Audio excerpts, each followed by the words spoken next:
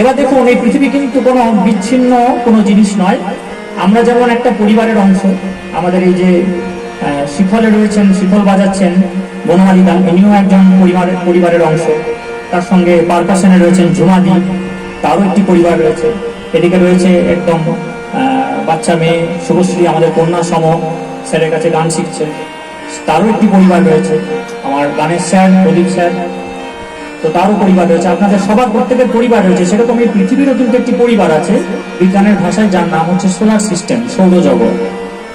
সেখানে প্রতিটি পরিবারে যেরকম একজন গার্জেন থাকে, সেরকম সেখানে গার্জেন হচ্ছে সূর্য, এবং তার 9টি ছেলে মেয়ে, পৃথিবী তার মধ্যে একটি।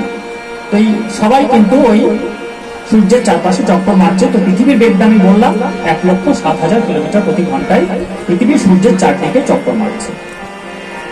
আবার এই যে সৌরজগৎ, এই সৌরজগৎটা কিন্তু কোনো বিচ্ছিন্ন ঘটনা নয়, বিচ্ছিন্ন কোনো জিনিস নয়। আমাদের আকাশে রয়েছে একটি গ্যালাক্সি, তার নাম হচ্ছে ছায়াপথ, বিজ্ঞানের ভাষায় তার নাম হচ্ছে মিল্কি ওয়ে। এই মিল্কি ওয়েতে 10,000 কোটি এরকম সূর্য আছে। ভালো করে শোনা যাবেন, 10,000 কোটি এইরকম সূর্য আছে, এবং প্রতিটি সূর্যের একটি করে পরিবার আছে, তার গ্রহ আছে, উপগ্রহ আছে। এই পুরোটা নিয়ে কিন্তু হচ্ছে একটি গ্যালাক্সি। এবং এই গ্যালাক্সির এপার থেকে এপার করতে গেলে আপনার যদি আলোর বেগে যান, হেঁটে দূরে ছেড়ে দিন, এরোপ্লেনে ছেড়ে দিন, রকেটে ছেড়ে দিন, যদি আলোর গতিবেগে যান, যেটা সবচেয়ে দ্রুততম গতিবেগ, সেকেন্ডে 3 লক্ষ কিলোমিটার, সেই বেগে গেলেও কিন্তু আপনার কয়েক হাজার বছর লেগে যাবে, শুধু আমাদের এই মিল্কি ওয়ে গ্যালাক্সিটাকে এফর ওপর করতে গেলে। বিষয়টা বুঝুন। এবার এই গ্যালাক্সি কি একটাই গোটা বিশ্ব ব্রহ্মাণ্ডে? না, এই গ্যালাক্সি রয়েছে একদম নাসা কাউন্টিং করে বলছে, রাফ একটা কাউন্টিং, সেটা হচ্ছে 2 লক্ষ কোটি, 2 লক্ষ কোটি এতগুলো গ্যালাক্সি রয়েছে। এবং এইটা কিন্তু বিজ্ঞানীরা বলছে এটা only 4% of the entire universe, total যে বিশ্ব ব্রহ্মাণ্ড তার শুধুমাত্র 4%। বাকি 96% ডিটেক্টই করতে পারছে না বিজ্ঞানীরা, সেটাকে ডার্ক ম্যাটার, ডার্ক এনার্জি বলে চালাচ্ছে। এখন আমরা যারা একটু ভক্তির পথে আছি, যারা একটু শাস্ত্রটা পড়ি, যারা শ্রীমদ্ ভাগবতম গুরুর কাছে বসে শুনেছি, পুরোটা পড়ে নিজে অনুধাবন করা সম্ভব নয়, সদ্গুরুর সান্নিধ্য প্রয়োজন। তো যারা একটুখানি শাস্ত্রটা একটু পড়েছি, জেনেছি, তারা জানি যে বিশ্ব ব্রহ্মাণ্ডটা আসলে কত বড়। তাহলে এই যে 2 লক্ষ কোটি গ্যালাক্সি, তার মধ্যে একটি গ্যালাক্সি হচ্ছে মিল্কি ওয়ে গ্যালাক্সি, তার মধ্যে একটি পরিবার হচ্ছে সৌর পরিবার, তার মধ্যে আমরা রয়েছি। তো এই এতগুলো গ্যালাক্সি নিয়ে যে জিনিসটার নাম, তার নাম হচ্ছে ভারতবর্ষ। আমরা ভারতবর্ষ বলতে আমাদের দেশটাকে বুঝি, কিন্তু তা নয়। আমাদের দেশের নাম হচ্ছে ভারত, ভারতবর্ষ নয়। শাস্ত্রে উল্লেখ করা আছে ভারতবর্ষ হচ্ছে পুরো জায়গাটা। এবং এই ভারতবর্ষের মতো আরো অনেকগুলি বর্ষ আছে, হরিবর্ষ, হিরণ্যক বর্ষ, এই সবগুলো বিভিন্ন দৈব পর্বতমালা দিয়ে পার্থক্য করা আছে, এবং সবটা মিলিয়ে একটা গোল চাকতির মতো জিনিস দাঁড়ায়, যার নাম হচ্ছে জম্বুদ্বীপ। এই জম্বুদ্বীপের মাঝখান দিয়ে ফুড়ে বেরিয়ে গেছে পদ্মের গোটা। আমি সেটাতে আসছি একটু পরে, একটু সময় লাগবে, আপনারা ধৈর্য হারাবেন না, একটু কঠিন বিষয়টা কিন্তু বোঝা যাবে। তাহলে এই 9টি বর্ষ মিলিয়ে একটি গোল চাকতি হলো, যার নাম জম্বুদ্বীপ। তার মধ্যে একটি অংশ হচ্ছে ভারতবর্ষ, তার মধ্যে অসংখ্য গ্যালাক্সি, তার মধ্যে অসংখ্য সৌরজগৎ, এইভাবে জিনিসটা আসছে। তাহলে আমরা কত ক্ষুদ্র শুধু বোঝার চেষ্টা করি। এবার এই জম্বুদ্বীপকে ঘিরে চাকতির মতো একটা একটা করে সাগর আর একটা একটা করে দ্বীপ, কোনোটা ক্ষীরের সাগর, কোনোটা দুধের সাগর, কোনোটা লবণাক্ত জলের সাগর, কোনোটা মিষ্টি জলের সাগর, এইভাবে 7খানা সমুদ্র এবং 7খানা দ্বীপ দিয়ে একটা বড় চাকতি তৈরি হলো, যার নাম হচ্ছে ভূলোক। অনেক কীর্তনিয়া কি করে, বলে দেয় ভূলোক হচ্ছে পৃথিবী, আর শাস্ত্রে বলা আছে ভূলোক হচ্ছে চ্যাপ্টা। শাস্ত্রে ভুল বলা নেই, এই টোটাল ব্যাপারটা কিন্তু চ্যাপ্টাই, একদম চাকতির মতো, পেটটা মোটা, এরকম চাকতির মতো, ঠিক আছে। মাঝখানে জম্বুদ্বীপ, আর তাকে ঘিরে ঘিরে চাকতির মতো বিভিন্ন ওই দ্বীপগুলো আসছে। তাহলে এই ভূলোকটাকে পৃথিবী বলে দেয়, দিয়ে বলে দেয় পৃথিবী চ্যাপ্টা, দিয়ে ভুল হয়ে যায়। বিজ্ঞানীরা চেপে ধরে, এই তোমাদের শাস্ত্রে সব ভুল আছে। না, শাস্ত্রে ভুল নেই। পৃথিবী গোল, সেটা শাস্ত্রেই বলা আছে। পৃথিবী সূর্যের চারপাশে ঘুরছে, সেটাও আমাদের শাস্ত্রে বলা আছে। এই যে গ্যালাক্সির কথা, সেটাও বলা আছে। সবকিছুই আগে থেকেই বলা আছে। এইবার আপনি এই যে ভূলোক, এই ভূলোকটাই শেষ নয়, এই ভূলোকের উপরে আরো 6খানা লোক আছে আর নিচে 7খানা লোক আছে। একটু শুনে যান কি কি। ভূয়ের উপরে হচ্ছে ভূবর লোক, তারপর হচ্ছে মহর লোক, তারপর স্বর্গলোক। ভূয়ের পর ভূবর, ভূবরের পর স্বর্গ, স্বর্গের পর হচ্ছে মহর, মহরের পর হচ্ছে জন, তারপর তপ, তারপর সত্য। কটা হলো বললেন? ভূ, ভূবর, স্বর্গ, মহর, জন, তপ, সত্য। এবার সবচেয়ে বড় চাকরিটা হচ্ছে ভূলোকের চাকরিটা। তারপরে চাকরিটা একটু ছোট হলো, তারপরে চাকরিটা একটু ছোট হলো, তারপর চাকরিটা, এই করতে করতে একদম উপরে গিয়ে একটা পদ্ম ফুল, সেটা দৈব পদ্ম ফুল, ট্রান্সেন্ডেন্টাল, আমাদের এই পুকুরের ফোটে ওই পদ্ম ফুল না। তার উপরে বসে আছেন ব্রহ্মা। এই বিশ্ব ব্রহ্মাণ্ডের যিনি সৃষ্টিকর্তা, তিনি ওখানটাতে বসে আছেন। আর প্রতিটি লোককে ফুটো করে চলে গেছে একটি পদ্মের বোটা, পদ্মের নাম। জম্বুদ্বীপের মাঝখান দিয়ে চলে গেছে, ভূবর লোকের মাঝখান দিয়ে চলে গেছে। তাকে ঘিরে ঘিরে চাকরিগুলো তৈরি হয়েছে। এবার আপনি নিচে আসুন, নিচে কি কি আছে? অতল, সুতল, বিতল, তলাতল, রসাতল, মহাতল আর পাতাল। 7খানা হলো। নিচে 7টা, ওপরে 7টা, মাঝেরটা হচ্ছে ভূলোক। টোটাল হচ্ছে 14টা। এই 14টা কিন্তু 14টা ডিফারেন্ট ডাইমেনশনে আছে। আমরা চাইলে যেতে পারবো না। আমরা চাইলে কি, আমরা চাইলে কোন রকমের কষ্ট সৃষ্টির চাঁদে যেতে পারি, ব্যাস, তার বেশি না। আমাদের সেই ক্ষমতা নেই। এমন নয় যে বিজ্ঞান একদিন বিশাল উন্নত হবে তারপর মানুষ যেতে পারবে, তা না। ওই ডাইমেনশন গুলোকেই ব্লক করা আছে, ভগবান ওগুলোকে ব্লক করে রেখেছেন। শুধুমাত্র শুদ্ধ ভক্ত যেতে পারে, বড় সাধক যেতে পারবে, তাছাড়া সাধারণ মানুষের সেখানে যাতায়াতের কোনো এখতিয়ার নেই। আমি ছোট্ট একটু উদাহরণ দিয়ে বোঝাই। ধরুন এই মাইক্রোফোনটাকে আমি লোকেট করতে চাই, অঙ্কের ভাষায় বলছি, মাইক্রোফোনটাকে আমি লোকেট করতে চাই, মানে পেতে চাই অঙ্ক দিয়ে। তাহলে কি করব? তখন আমাকে কি করতে হবে? অঙ্ক বলছে যে 3টে আমাকে অক্ষ নিতে হবে। এই কোণাটাকে ধরুন, ছাদের কোণাটাকে, এই দিকে চলে যান এক্স অক্ষ, বেশ, এই দিকে চলে আসুন ওয়াই অক্ষ, আর অপর দিকে উঠুন জেড অক্ষ। এই 3টে অক্ষ ছাড়া আপনি মাইক্রোফোনটাকে ধরতেই পারবেন না অঙ্কের সাহায্যে। তাহলে কিভাবে হলো? প্রথমে এক্স অক্ষ বরাবর অত দূর যান, তারপর ওয়াই অক্ষ বরাবর এত দূর আসুন, তাহলে আপনি ঠিক মাইক্রোফোনের নিচে চলে এলেন। এরপর জেড অক্ষ বরাবর এতটা উঠে করুন, তাহলে আপনি মাইক্রোফোনকে পেয়ে গেলেন। এবার মজাটা দেখুন, কালকে সন্ধ্যাবেলায় এই মাইক্রোফোনটা এখানে থাকবে। আচ্ছা, গতকাল এই মাইক্রোফোনটা ছিল। সুতরাং সময়ও একটা কিন্তু বিষয়। এক্স ওয়াই জেড একই রাখলাম, কিন্তু সময়টা পাল্টে দিলাম, মাইক্রোফোনটা পাওয়া যাবে না। সুতরাং এই যে অদৃশ্য একটা এক্স ওয়াই জেডটা কিন্তু বাস্তবে রয়েছে, কিন্তু যেটি নেই সেটি হচ্ছে সময়। এই সময় হচ্ছে এমন একটি অদৃশ্য শক্তি, এটা ভগবানের শক্তি। এটাকে বলা হয় কাল শক্তি, যা শিব নামে পরিচিত। ভগবানের অদৃশ্য শক্তি দিয়ে বড় মহারথী, রথী মহারথীকে শেষ করে দিয়েছে। সেই জন্য অহংকার করা একদম বারণ, কারণ ভগবানের কাছে এই মারাত্মক অস্ত্রটি আছে, সময়। আজ আপনি বিশাল কিছু, কিন্তু কখন যে আপনাকে ফকির করে দেবে আপনি নিজেও বুঝতে পারবেন না, তখন আর ফেরার পথ থাকবে না। তাই যতক্ষণ আপনার ক্ষমতা রয়েছে, আপনার যৌবন রয়েছে, আপনার রক্ত গরম রয়েছে, ততদিন আপনি চেষ্টা করুন ঈশ্বরের চরণে নিজেকে সমর্পিত রাখার। এবং আশেপাশে যত জীব রয়েছে, শুধু মনুষ্য জীব না, যে কোনো জীব, প্রত্যেক জীবের মধ্যেই আত্মা রয়েছে, সেটাতে আমি আসছি একটু পরে, তাদের প্রত্যেকের কল্যাণ করার চেষ্টা করুন। না পারলে অন্তত ক্ষতি করবেন না, সেটি চেষ্টা করুন। তো এই যে বসুন।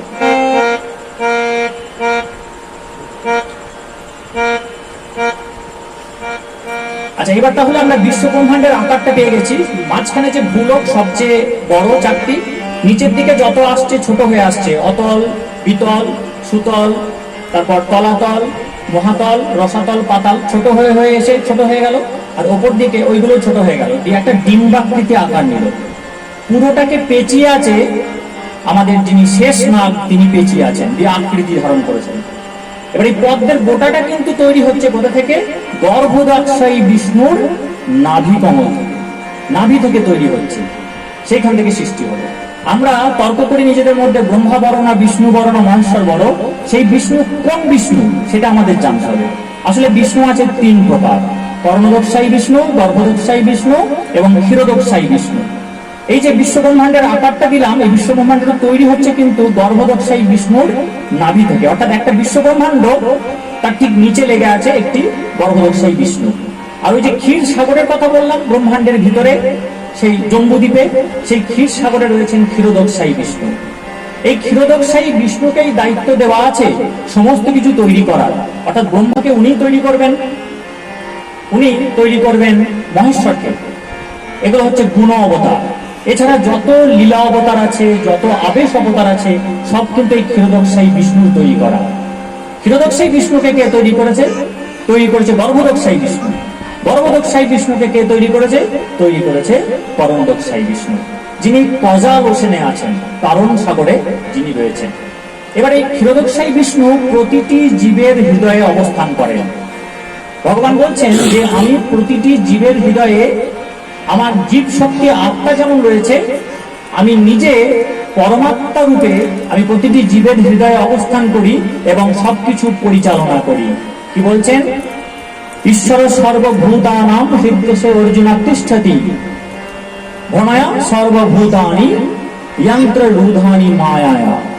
অর্থাৎ মায়ায় নির্মিত, মায়া মানে একটা বিশাল কিছু ব্যাপার না, খুব সহজ জিনিস। মায়া হচ্ছে এই যে পঞ্চতত্ত্ব রয়েছে, আর্থ, এয়ার, ওয়াটার, ফায়ার, স্পেস, অর্থাৎ আগুন, মাটি, জল, আকাশ, আগুন, মাটি, জল, আকাশ আর বায়ু, earth, air, water, fire and space. এই পাঁচটি তত্ত্ব দিয়ে আমাদের দেহ নির্মিত। এইটাই হচ্ছে মায়া। এবং এই পুরো ব্যাপারটা কার নিয়ন্ত্রণে আছে? দেবী মহামায়ার নিয়ন্ত্রণে আছেন, যিনি হচ্ছেন ভগবানের বোন, ভগবান শ্রীকৃষ্ণের বোন। তো এই যে মায়া দ্বারা আমাদের শরীর নির্মিত, এই শরীরটাকে ভগবান বলছেন আজ থেকে কত বছর আগে বলছেন? 5000 বছর আগে বলছেন, অর্জুনকে বলছেন যুদ্ধক্ষেত্রে। বলছেন যে যন্ত্ররূধানি মায়া, অর্থাৎ এরকম একটা জটিল যন্ত্রের মধ্যে, যে জটিল যন্ত্রটা মায়া দ্বারা নির্মিত, অর্থাৎ এই পঞ্চতত্ত্ব দ্বারা নির্মিত, সেই যন্ত্রে আমি অবস্থান করি। আজকে বিজ্ঞানীরা বলছে যে human body is the most complex machine. মানে যত মেশিন আমরা বানাতে পেরেছি তার মধ্যে সবচেয়ে জটিল যে যন্ত্রটি সেটি হলো মানুষের শরীর। সেটা ভগবান কত বছর আগে বলে গেছেন দেখুন। তাহলে ক্ষীরোদকশায়ী বিষ্ণু তিনি সমস্ত জীবের হৃদয়ে বিরাজ করছেন, এবং শুধু জীবের না, এই যা কিছু দেখছেন সবকিছুতে ক্ষীরোদকশায়ী বিষ্ণু কিন্তু অংশ রয়েছে। এছাড়া যত অবতার সব কিন্তু ওনারই সৃষ্টি। তাহলে বিশ্বব্রহ্মাণ্ড ছেড়ে এবার বেরিয়ে এলাম। একটা বিশ্বব্রহ্মাণ্ড, সেটা গর্ভদকশায়ী বিষ্ণু থেকে তৈরি হচ্ছে। এই গর্ভদকশায়ী বিষ্ণু কোথা থেকে তৈরি হয়? পরমদকশায়ী বিষ্ণু আছেন, তার নিঃশ্বাসে তৈরি হয় আর প্রশ্বাসে ঢুকে যায়। একবার নিঃশ্বাস নেবেন, তার লোমকূপ থেকে বেরিয়ে আসবে, একবার প্রশ্বাস নেবেন, যখন শ্বাস নেবেন তার লোমকূপে প্রবেশ করে যাবে। অর্থাৎ জন্ম হলো ব্রহ্মাণ্ডের, এবং ব্রহ্মাণ্ডের আবার মৃত্যু ঘটে গেল।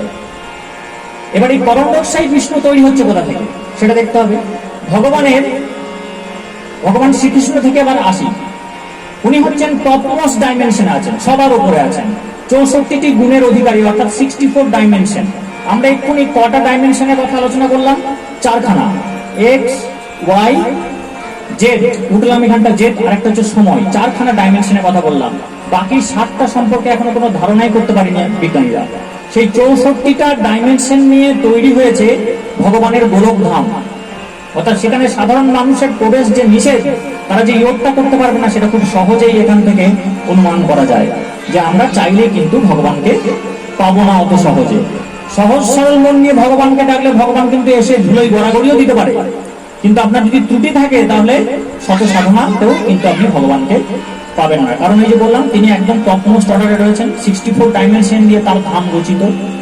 এবং তিনি যখন ক্ষীরোদকশায়ী বিষ্ণু তৈরি করছেন, তিনি 4টে ডাইমেনশন কেটে দিচ্ছেন যাতে ভগবানের সমান না হতে পারে। তাকে 7টি শক্তি দিচ্ছেন, 7টি গুণ দিচ্ছেন। আবার তিনি যখন তৈরি করছেন, বাবু কথা বলবো না, শোনা একটু ওদেরকে চুপ করাতে হবে। ক্ষীরোদকশায়ী বিষ্ণুর 7টি গুণ রয়েছে, ব্রহ্মার রয়েছে 50টি, এবং শিবের রয়েছে 55টি গুণ। তম, রজ এবং সত্য, 3টি গুণের 3টি ডিপার্টমেন্টের 3জন হেড। ক্ষীরোদকশায়ী বিষ্ণু হচ্ছেন মেইনটেনেন্সের ডিপার্টমেন্ট, উনি 7টা গুণের অধিকারী। আচ্ছা, সৃষ্টি করছেন কে? ব্রহ্মা, উনি 50টা গুণের অধিকারী। আর তমগুণ সেই ডিপার্টমেন্ট, মানে ডিস্ট্রাকশন, সেই ডিপার্টমেন্টের দায়িত্ব হচ্ছেন ভগবান শিব, দেবতা শিব মহাদেব, তিনি 55টি গুণের অধিকারী। এবার নিচে থেকে কিছুটা গেলাম, উপর থেকে কিছুটা নামিয়ে দিয়ে মেলাবো। শ্রীকৃষ্ণ তার ডান দিক থেকে তৈরি করলেন প্রথম যে এক্সপ্যানশন, বিস্তার, তার নাম হচ্ছে বলরাম। আর বাঁ দিক থেকে তৈরি করলেন শ্রীমতী রাধারানীকে। এটাই শেষ নয়, এছাড়াও রাসলীলার জন্য 10,000 বিলিয়ন, মানে 1 লক্ষ কোটি তিনি বিস্তার তৈরি করেছিলেন। রাসলীলা অনেক কঠিন জিনিস। এছাড়াও দাপর যুগে তিনি 16,108 খানা বিস্তার করেছিলেন। 16,108 দৈব রমণীকে বিবাহ করার জন্য। অনেকে উৎসাহ ঘটায় যে তোমাদের ভগবানের 16,108 খানা বউ, বলবেন তুমি পড়নি আমাদের শাস্ত্র। 16,108 খানা বউ একজনের ছিল না, 16,108 খানা বউ 16,108 জনের ছিল। প্রতিটি কৃষ্ণই আলাদা, যশোদা কৃষ্ণ আলাদা, বাসুদেব কৃষ্ণ আলাদা, প্রতিটি কৃষ্ণই আলাদা। এবং ব্রহ্মা এটা পরীক্ষা করার জন্য প্রতিটি ঘরে ঘরে গিয়ে দেখেছেন এবং তিনি লিখছেন তার ব্রহ্ম সংহিতাতে যে আমি প্রতিটি প্রাসাদে গিয়ে দেখলাম সেখানে আলাদা আলাদা কৃষ্ণ রয়েছে তার আলাদা আলাদা রানীর সঙ্গে, অর্থাৎ রাজপ্রাসাদ আলাদা, রানী আলাদা, রাজা আলাদা। নিজেকে 16,108টি বিস্তার করেছিলেন তিনি। এছাড়া বললাম 1 লক্ষ কোটি বিস্তার করেছেন রাসলীলায়। আর মেজর যে দুটি বিস্তার এক্সপ্যানশন সেটি হচ্ছেন ডান দিক থেকে বলরাম আর বাঁ দিক থেকে হচ্ছে শ্রীমতী রাধারানী। এবার এই বলরাম থেকে প্রথম যে 4টি বিস্তার হলো, একটু শুনবেন মন দিয়ে, সে হচ্ছে বাসুদেব, শঙ্কর্ষণ, প্রদ্যুম্ন এবং অনিরুদ্ধ। এই 4 জনই হলেন আমাদের ত্রেতা যুগের রাম, লক্ষ্মণ, ভরত এবং শত্রুঘ্ন। বাসুদেব, শঙ্কর্ষণ, প্রদ্যুম্ন, অনিরুদ্ধ, এই 4 জনই হচ্ছেন রাম, লক্ষ্মণ, ভরত এবং শত্রুঘ্ন। মনে রাখবেন ইনি হচ্ছেন, অর্থাৎ বাসুদেব অর্থাৎ রাম, ইনি হচ্ছেন সেব্য ভগবান, মানে যিনি সেবা নেবেন, যিনি সেবা পাবেন। আর বাকি জন কিন্তু ভগবান, কিন্তু এরা সেবক ভগবান, এনারা সেবা করবেন, অ্যাসিস্ট করার জন্য ওনাদেরকে আনা হয়েছে। এই 3 জন থাকবেন। এবার এই সংকর্ষণটি আপনি ধরে নিন, এইখান থেকে তৈরি হচ্ছে চতুর্ভুজী নারায়ণ। আমরা অনেকে বলি নারায়ণের অবতার লক্ষণ, না, লক্ষণ থেকে আসছে চতুর্ভুজী নারায়ণ। সেই নারায়ণের আবার 4টি ভাগ হচ্ছে সেই চতুর্ভুজী নারায়ণ থেকে। সেই 4টি ভাগগুলি হচ্ছে সোল, আত্মা, ইগো, অহংকার। এই অহংকার আমাদের অহংকার না, ভগবানের অহংকার। এটা true ego, mind and intelligence, অর্থাৎ আত্মা, অহংকার, মন এবং বুদ্ধি। এই যে ইগো, এই ইগো থেকে তৈরি হলো কর্ণদোষাই বিষ্ণু। এই কর্ণদোষাই বিষ্ণু যখন শ্বাস প্রশ্বাস নিচ্ছেন তখন তার লোমকূপ থেকে কোটি কোটি ওই রকম বিশ্ব ব্রহ্মাণ্ড বেরিয়ে যাচ্ছে। আবার যখন শ্বাস টেনে নিচ্ছেন তখন কোটি কোটি বিশ্ব ব্রহ্মাণ্ড আবার তার শরীরের মধ্যে ঢুকে যাচ্ছে। এবার কতক্ষণ একটা বিশ্ব ব্রহ্মাণ্ড থাকে সেই সময় নিয়ে আলোচনা করব। আপনারা নিশ্চয় আকৃতিটা নিয়ে বুঝে গেছেন যে কত বড় আমাদের এই বিশ্ব ব্রহ্মাণ্ড, কি বিশাল তার ব্যাপ্তি এবং আমরা কতটা নগণ্য। আপনি যদি পুরো ব্যাপারটা নাও বুঝে থাকেন, শুধু এইটুকু বুঝুন যে আমরা নগণ্য, তাতেই কাজ হবে। এবং ঈশ্বরের চরণে নিজেকে সমর্পিত করার মনোভাব তৈরি করুন যে আমরা কেউ নই। সমস্যাটা তো এখানেই হয়, এই আমি এই বাড়ি করেছি, এই আমার ছেলে ডাক্তার, আমার ছেলে প্রফেসর, আমার এত ভরি সোনা আছে, আমার এত টাকা আছে, আমার এই গাড়ি আছে। এই অহংকার গুলোর জন্য তো সমস্যা হয়। কিন্তু মনে রাখুন কত বড় বড় রাজা, মহারাজা, সম্রাট, কত অত্যাচারী রাজা এসেছে, আজ তাদের টিকি পাওয়া যায় না, তারা সব চলে গেছে। এখনো যারা অত্যাচার করছে তারাও জানে না যে তারাও একদিন চলে যাবে। এমন নয় যে আমরাও থাকবো, আমরাও সবাই চলে যাব, সবাই চলে যাবে, কেউ থাকতে পারবে না। কিন্তু এই সহজ সত্যটি যদি বুঝে যেতে পারি তাহলে এই যতদিন বেঁচে রয়েছে ততদিন আমরা ভগবানের যে নির্দেশ, সেই নির্দেশ মেনে কাজটা করতে পারবো, আর তাতে আমাদের পরম গতি প্রাপ্ত হবে। এবার সময়টা নিয়ে একটু বলা যাক। স্থানের ব্যাপারটা মোটামুটি আশা করি পরিষ্কার করতে পেরেছি, একটু বিষয়টা জটিল। আচ্ছা সময় দেখুন, এখন মোটামুটি রাত্রি 8টা বাজবে আমি আন্দাজ করছি। আর আজকের ডেট হচ্ছে 12ই নাকি 12ই তো 12ই জুন। কোন সাল? 2025 সাল। আচ্ছা, ভগবান শ্রীকৃষ্ণ যখন ইহ জগতের লীলা সাঙ্গ করেন সেই সালটাকে বলতে পারবেন কেউ একজন? 3102 খ্রিস্টপূর্ব। আজ থেকে 2025 বছর আপনি পিছিয়ে যান, তাহলে যীশু খ্রিস্টের জন্ম হচ্ছে 0 খ্রিস্টাব্দ। সেখান থেকে আরো 3102 বছর পিছিয়ে যান, তাহলে ভগবান শ্রীকৃষ্ণ দাপর যুগে এসেছিলেন। তিনি তার ইহজগতের লীলা সাঙ্গ করে ফিরে যাচ্ছেন গোলকধামে। তাহলে 3102 আর এদিকে 2025 যোগ করলে 5127 বছর হয়। কলিযুগের এটাই হচ্ছে বয়স। বর্তমান কলিযুগের বয়স হচ্ছে 5127 বছর। ভগবান যেদিনই এই জগৎ ছেড়ে চলে যান, তার লীলা সঙ্গ করেন। আচ্ছা, ভগবানের কিন্তু মৃত্যু হয় না, জন্ম হয় না, এটা কিন্তু একটু মনে রাখবেন। আমরা ভগবানকে মানুষ ভাবি, কিন্তু এটা একটু পরিষ্কার করে নেবেন যে ভগবান মানুষ নয়, আর কোনো মানুষ ভগবান নয়। অনেক ইয়াং ছেলে আছে, তারা বলে ধোনি হচ্ছে ভগবান, এই বিরাট কোহলি হচ্ছে ভগবান, হ্যাঁ, কেউ বলবে এই শাহরুখ খান হচ্ছে আমার ভগবান। এগুলো বলবেন না। কেউ তো নিজের গুরুদেবকে বলে গুরুদেব আমার গুরুদেব হচ্ছে ভগবান। ভগবান একজনই, ভগবান শ্রীকৃষ্ণ। একদম এটা পরিষ্কার করবেন। যদি এটা না করে থাকেন তাহলে মহা পাপ হবে, এই পাপ থেকে মুক্তি পাবেন না। ভগবান মানুষ নয় এবং কোনো মানুষ ভগবান নয়, একদম এটা পরিষ্কার করে নেবেন মাথার মধ্যে, ঠিক আছে? সহজ, এমন কিছু কঠিন অঙ্ক নয়। তো কি হলো, ভগবান শ্রীকৃষ্ণ জন্মগ্রহণ করলেন, তারপরে 125 বছর ধরাধামে লীলা করেছেন। তার জন্মটা কিন্তু আবির্ভাব, আমরা যেরকম জন্মগ্রহণ করি সেরকম না। তিনি জন্ম যদি দেখিয়েও থাকেন, গর্ভে যদি এসেছেন গর্ভে ভৃগুমুনির অভিশাপের জন্য 7 বার তিনি জন্মলীলা করেন, তো সেটাও লীলা। সেটা কিন্তু ওই হিউম্যান যে কনসিভ রিপ্রোডাক্টিভ যে বিষয়গুলো সেইভাবে কিন্তু নয়। তো জন্ম হওয়ার পরে 125 বছর তিনি এই ধরাধামে লীলা করেছেন। তারপর 3102 খ্রিস্টপূর্বতে তিনি ইহলোক ছেড়ে তিনি গোলক ধামে চলে গিয়েছেন। সেখান থেকেই শুরু হলো কলিযুগের যাত্রা। আজ অব্দি 5127 বছর হয়েছে। কলিযুগের মোট বয়স হচ্ছে কিন্তু 4,32,000 বছর। তার মানে এখনো 4,27,000 বছর বাকি। আমরা এখনই ভয় পেয়ে যাচ্ছি, ওরে বাপরে, পেপারে কি সব পড়ছি, মা ছেলেকে খুন করছে, ছেলে মাকে খুন করছে, এই নেতা ওকে মেরেছে, ওই নেতা এখানে বোম্বিং করেছে, এই প্লেন ভেঙে পড়লো, আজকে একটা প্লেন ভেঙে গেছে, 250 জন মারা গেছে, কত কি পড়ছি, ভয় খেয়ে যাচ্ছি। কিছুই হয়নি এখনো। কলিযুগ কি ভয়ঙ্কর আগামী দিন দেখতে পাবে, আমরা থাকবো না। আজ থেকে 5000 বছর পরে গঙ্গা নদী শুকিয়ে যাবে, তুলসী মহারানী অদৃশ্য হয়ে যাবে, তারপরে তো বিভীষিকা শুরু হবে, কোনো মন্দির থাকবে না, কয়েকটি হিন্দু বেঁচে থাকবে, তারা মাটির তলায় পুজো করবে, ওপরে অন্য ধর্মোচ্চারণ করবে। এই ঘটনা দিন কিন্তু আসতে চলেছে। সেই রকম ভয়াবহ দিন আসবে বলেই ভগবানকে একটা বিশাল শক্তি নিয়ে আসতে হবে এবং 8 জন চিরঞ্জীবীকে বাঁচিয়ে রাখতে হয়েছে। তখন তারা ভগবানকে কি করবেন, অ্যাসিস্ট করবেন যুদ্ধে, কারণ কলি ভীষণ ভয়ঙ্কর এবং ভগবান কলকি আসবেন তখন। তাহলে 4,32,000 বছর হচ্ছে কলিযুগের আয়ু। এর আগে এসেছিল দাপর যুগ, তার হচ্ছে ঠিক দ্বিগুণ, 8,64,000 বছর। দাপরের আগে হচ্ছে ত্রেতা হচ্ছে কলির 3 গুণ। তাহলে আপনারা গুণ করুন, তাহলেই পাবেন 12,96,000।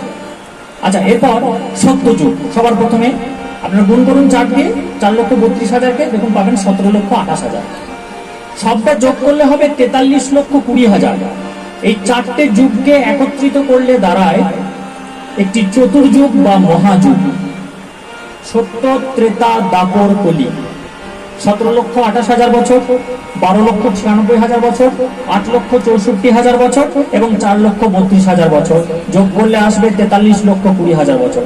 এইটি হচ্ছে একটি মহাযুগের আয়ু। আপনি ভেবেন না এই মহাযুগ একটাই, এরকম 71টা মহাযুগ আছে।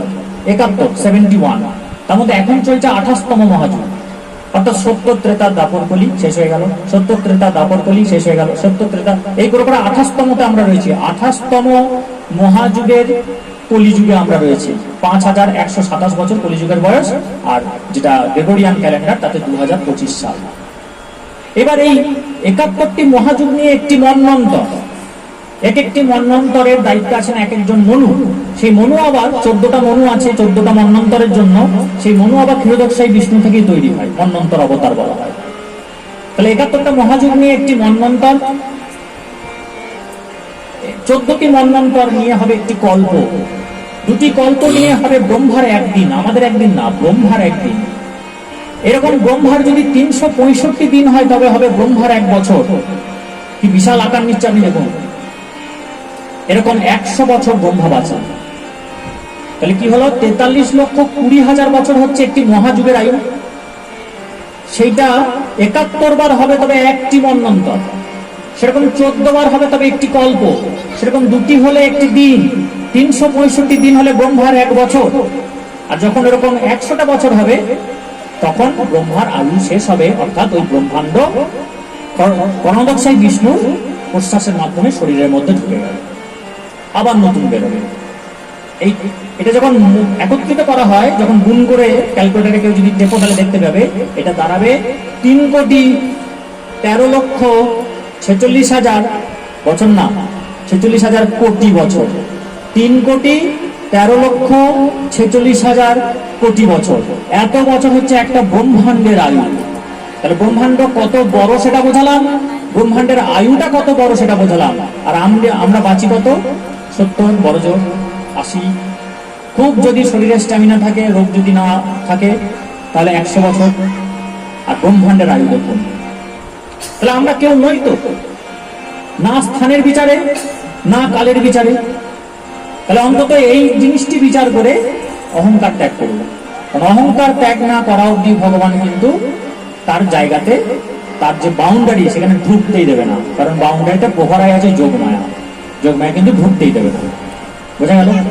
বেশ, এইবার আমরা দেখেছি যে আশেপাশে আমাদের চারপাশে যে মানুষজন মারা যায়, এটা আমরা দেখেছি, সবাই দেখেছে। যাদেরই জ্ঞান হয়ে গেছে তারা জানে যে যে কোনো মানুষই হচ্ছে মরণশীল, মারা যাবেই।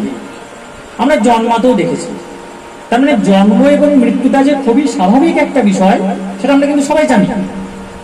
হ্যাঁ, যখন আমাদের কাছের কেউ হয় তখন আমরা মেনে নিতে পারি না, কষ্ট হয়, কিন্তু এটা স্বাভাবিক বিষয়, এটা হবেই, প্রত্যেকের জীবনে আসবে। যখন অকাল মৃত্যু হয় তখন কষ্টটা খুব বেশি হয়, যখন পূর্ণ বয়সে যখন মৃত্যু হয় তখন কষ্টটা একটু কম হয়, কিন্তু হয়। কিন্তু এটা স্বাভাবিক, সেটাও আমরা জানি।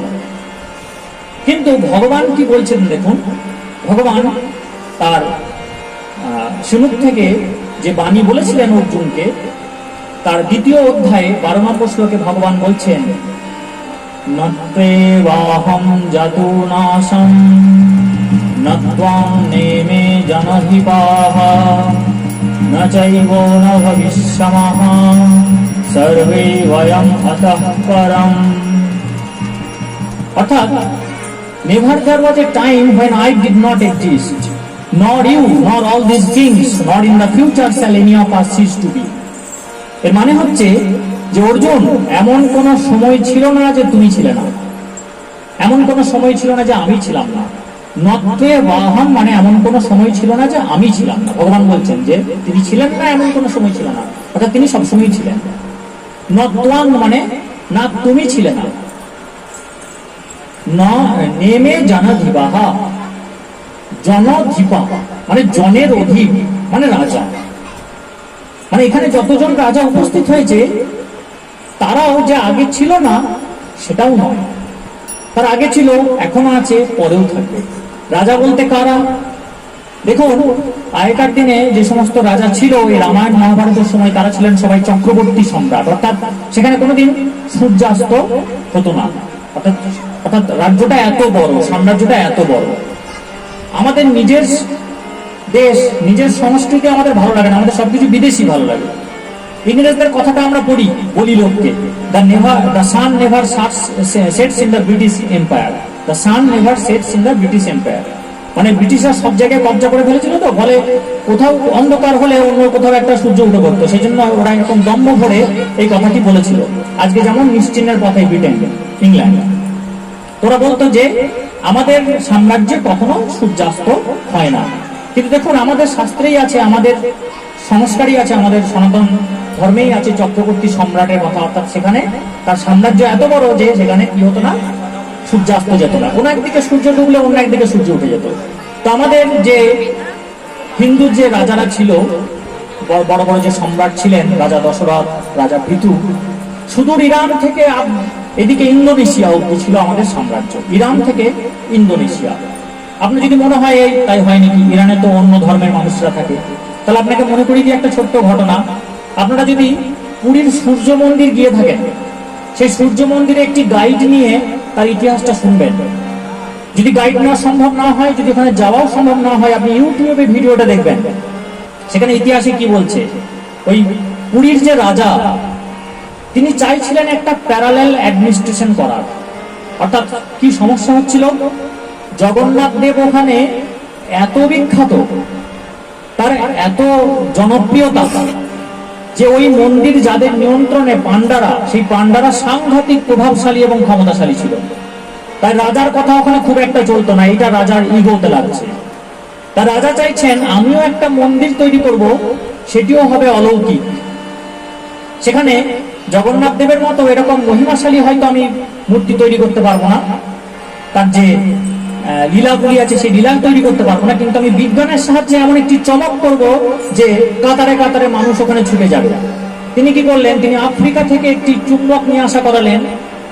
সেই চুম্বকের দুটি টুকরো, একটি দিলেন তলায়, একটি দিলেন ওপরে, এবং যে সূর্যের যে প্রতিমা, যে বিগ্রহ, সেই বিগ্রহটিকে তিনি একটি চুম্বক পদার্থ দিয়ে তৈরি করালেন, এবং সেটি ঠিক মাঝখানে ভাসবে এমন ভাবে তৈরি করলেন। এখন ভাসমান বিগ্রহ যদি কেউ দেখে তাহলে সে কি ভাববে, সে অলৌকিক, তখন কাতারে কাতারে মানুষজন ছুটে আসবে। আর 12 বছর ধরে গোটা ভারতবর্ষের দামি দামি শিল্পীদের দিয়ে ওই মন্দির কিন্তু তৈরি করা হলো, একদম চাবুক মেরে তৈরি করা হয়েছে। আপনারা যদি ওই মন্দিরটি যান, ওর যে ভাস্কর্য দেখে আপনি অবাক হয়ে যাবেন। ওখানে গিয়ে এরকম করে শুধু সেলফি তুলবেন না, সেলফি দিয়ে দিয়ে সময়টা নষ্ট হয়ে যাবে। যাবেন, মোবাইলটি সুইচ অফ করে প্রথমে পকেটে ভরবেন, যে ঘুরে ঘুরে ঘুরে ঘুরে ঘুরে ঘুরে ছবিগুলো সব দেখবেন কি ভাস্কর্য ওখানে করা আছে। একদম নিচে বাচ্চাদের জন্য, তারপর ওপরে যুবক যুবতীদের জন্য, তারপর ওপরে বয়স্কদের জন্য। আপনি যখন মন্দিরটিকে এরকম ভাবে চক্কর মেরে আসছেন, দেখবেন সূর্যের 4টি রূপ। একটা প্রথমে বাচ্চা বেলায় সূর্য যখন উঠছে, একটি সূর্য যখন যুবক তত্তাজা, সেটা ওপরে অঙ্কন করা আছে। যখন এইদিকে ঘুরে আসছেন দেখছেন সূর্য ক্লান্ত, মানে অস্ত যাচ্ছে। এইরকম ভাবে ফুটিয়ে তোলা হয়েছে। আচ্ছা, যে কোনো একটা রথের চাকা নিন, সেই চাকাতে আপনি ঠিক মাঝখানে একটি কাঠি দিন, সেই যে ছায়াটা পড়বে আপনি সেখান থেকে অ্যাকুরেট টাইম বলে দিতে পারবেন। শুধু আপনাকে একটু শিখিয়ে দিতে হবে যে কিভাবে বের করে। আমাকে শিখিয়ে দিল গাইড, আমি তারপর বললাম, বা আমাকে বললো যে বলুন তো কটা বাজছে, আমি বললাম 9টা 10, ঘড়ি দেখলাম 9টা 12। তাহলে কতটা তারা বিজ্ঞান জানতো, কোন স্তরে নিয়ে গিয়েছিল ভাস্কর্যকে এবং বিজ্ঞানকে। তাহলে এখন ওই মন্দির উদ্বোধন হওয়ার জন্য আপনারা ইতিহাসটি খুঁজে দেখবেন, রাজা নির্দেশ দিচ্ছে যে সূর্য পূজার বিশেষজ্ঞ ব্রাহ্মণ ইরান থেকে আনা হোক। কি বললাম, আপনারা ঠিক শুনেছেন কথাটা। সূর্য পূজার জন্য বিশেষজ্ঞ ব্রাহ্মণ ইরান থেকে আনা হোক। অর্থাৎ ভারতবর্ষে তখন ইরান থেকে ইন্দোনেশিয়া অবধি বিস্তৃত, এবং আমাদের আজ যে ভারত ভূখণ্ড, তার মধ্যে কিন্তু সূর্য পূজার বিশেষজ্ঞ ব্রাহ্মণ ছিল না। বড় বড় পণ্ডিত ছিলেন। এখন তো পাণ্ডিত্য সবার কমে গেছে, তখন বড় বড় পণ্ডিত ছিলেন, কিন্তু সূর্য পূজা করার মতন পণ্ডিত ছিলেন না। সেটা আনতে পারছেন কোথায়, ইরান থেকে। আজ ইরানে একটা ব্রাহ্মণ খুঁজে পাবেন কিনা দেখুন, সূর্য পূজার বিশেষজ্ঞ ব্রাহ্মণ তো দূরের কথা। তাহলে দেখুন আমাদের এই সাম্রাজ্য কোথায় থেকে কোথায় অবধি ছিল, একটা প্রমাণ দিলাম, ছিল ইরান থেকে ইন্দোনেশিয়া অবধি। বোঝা গেল?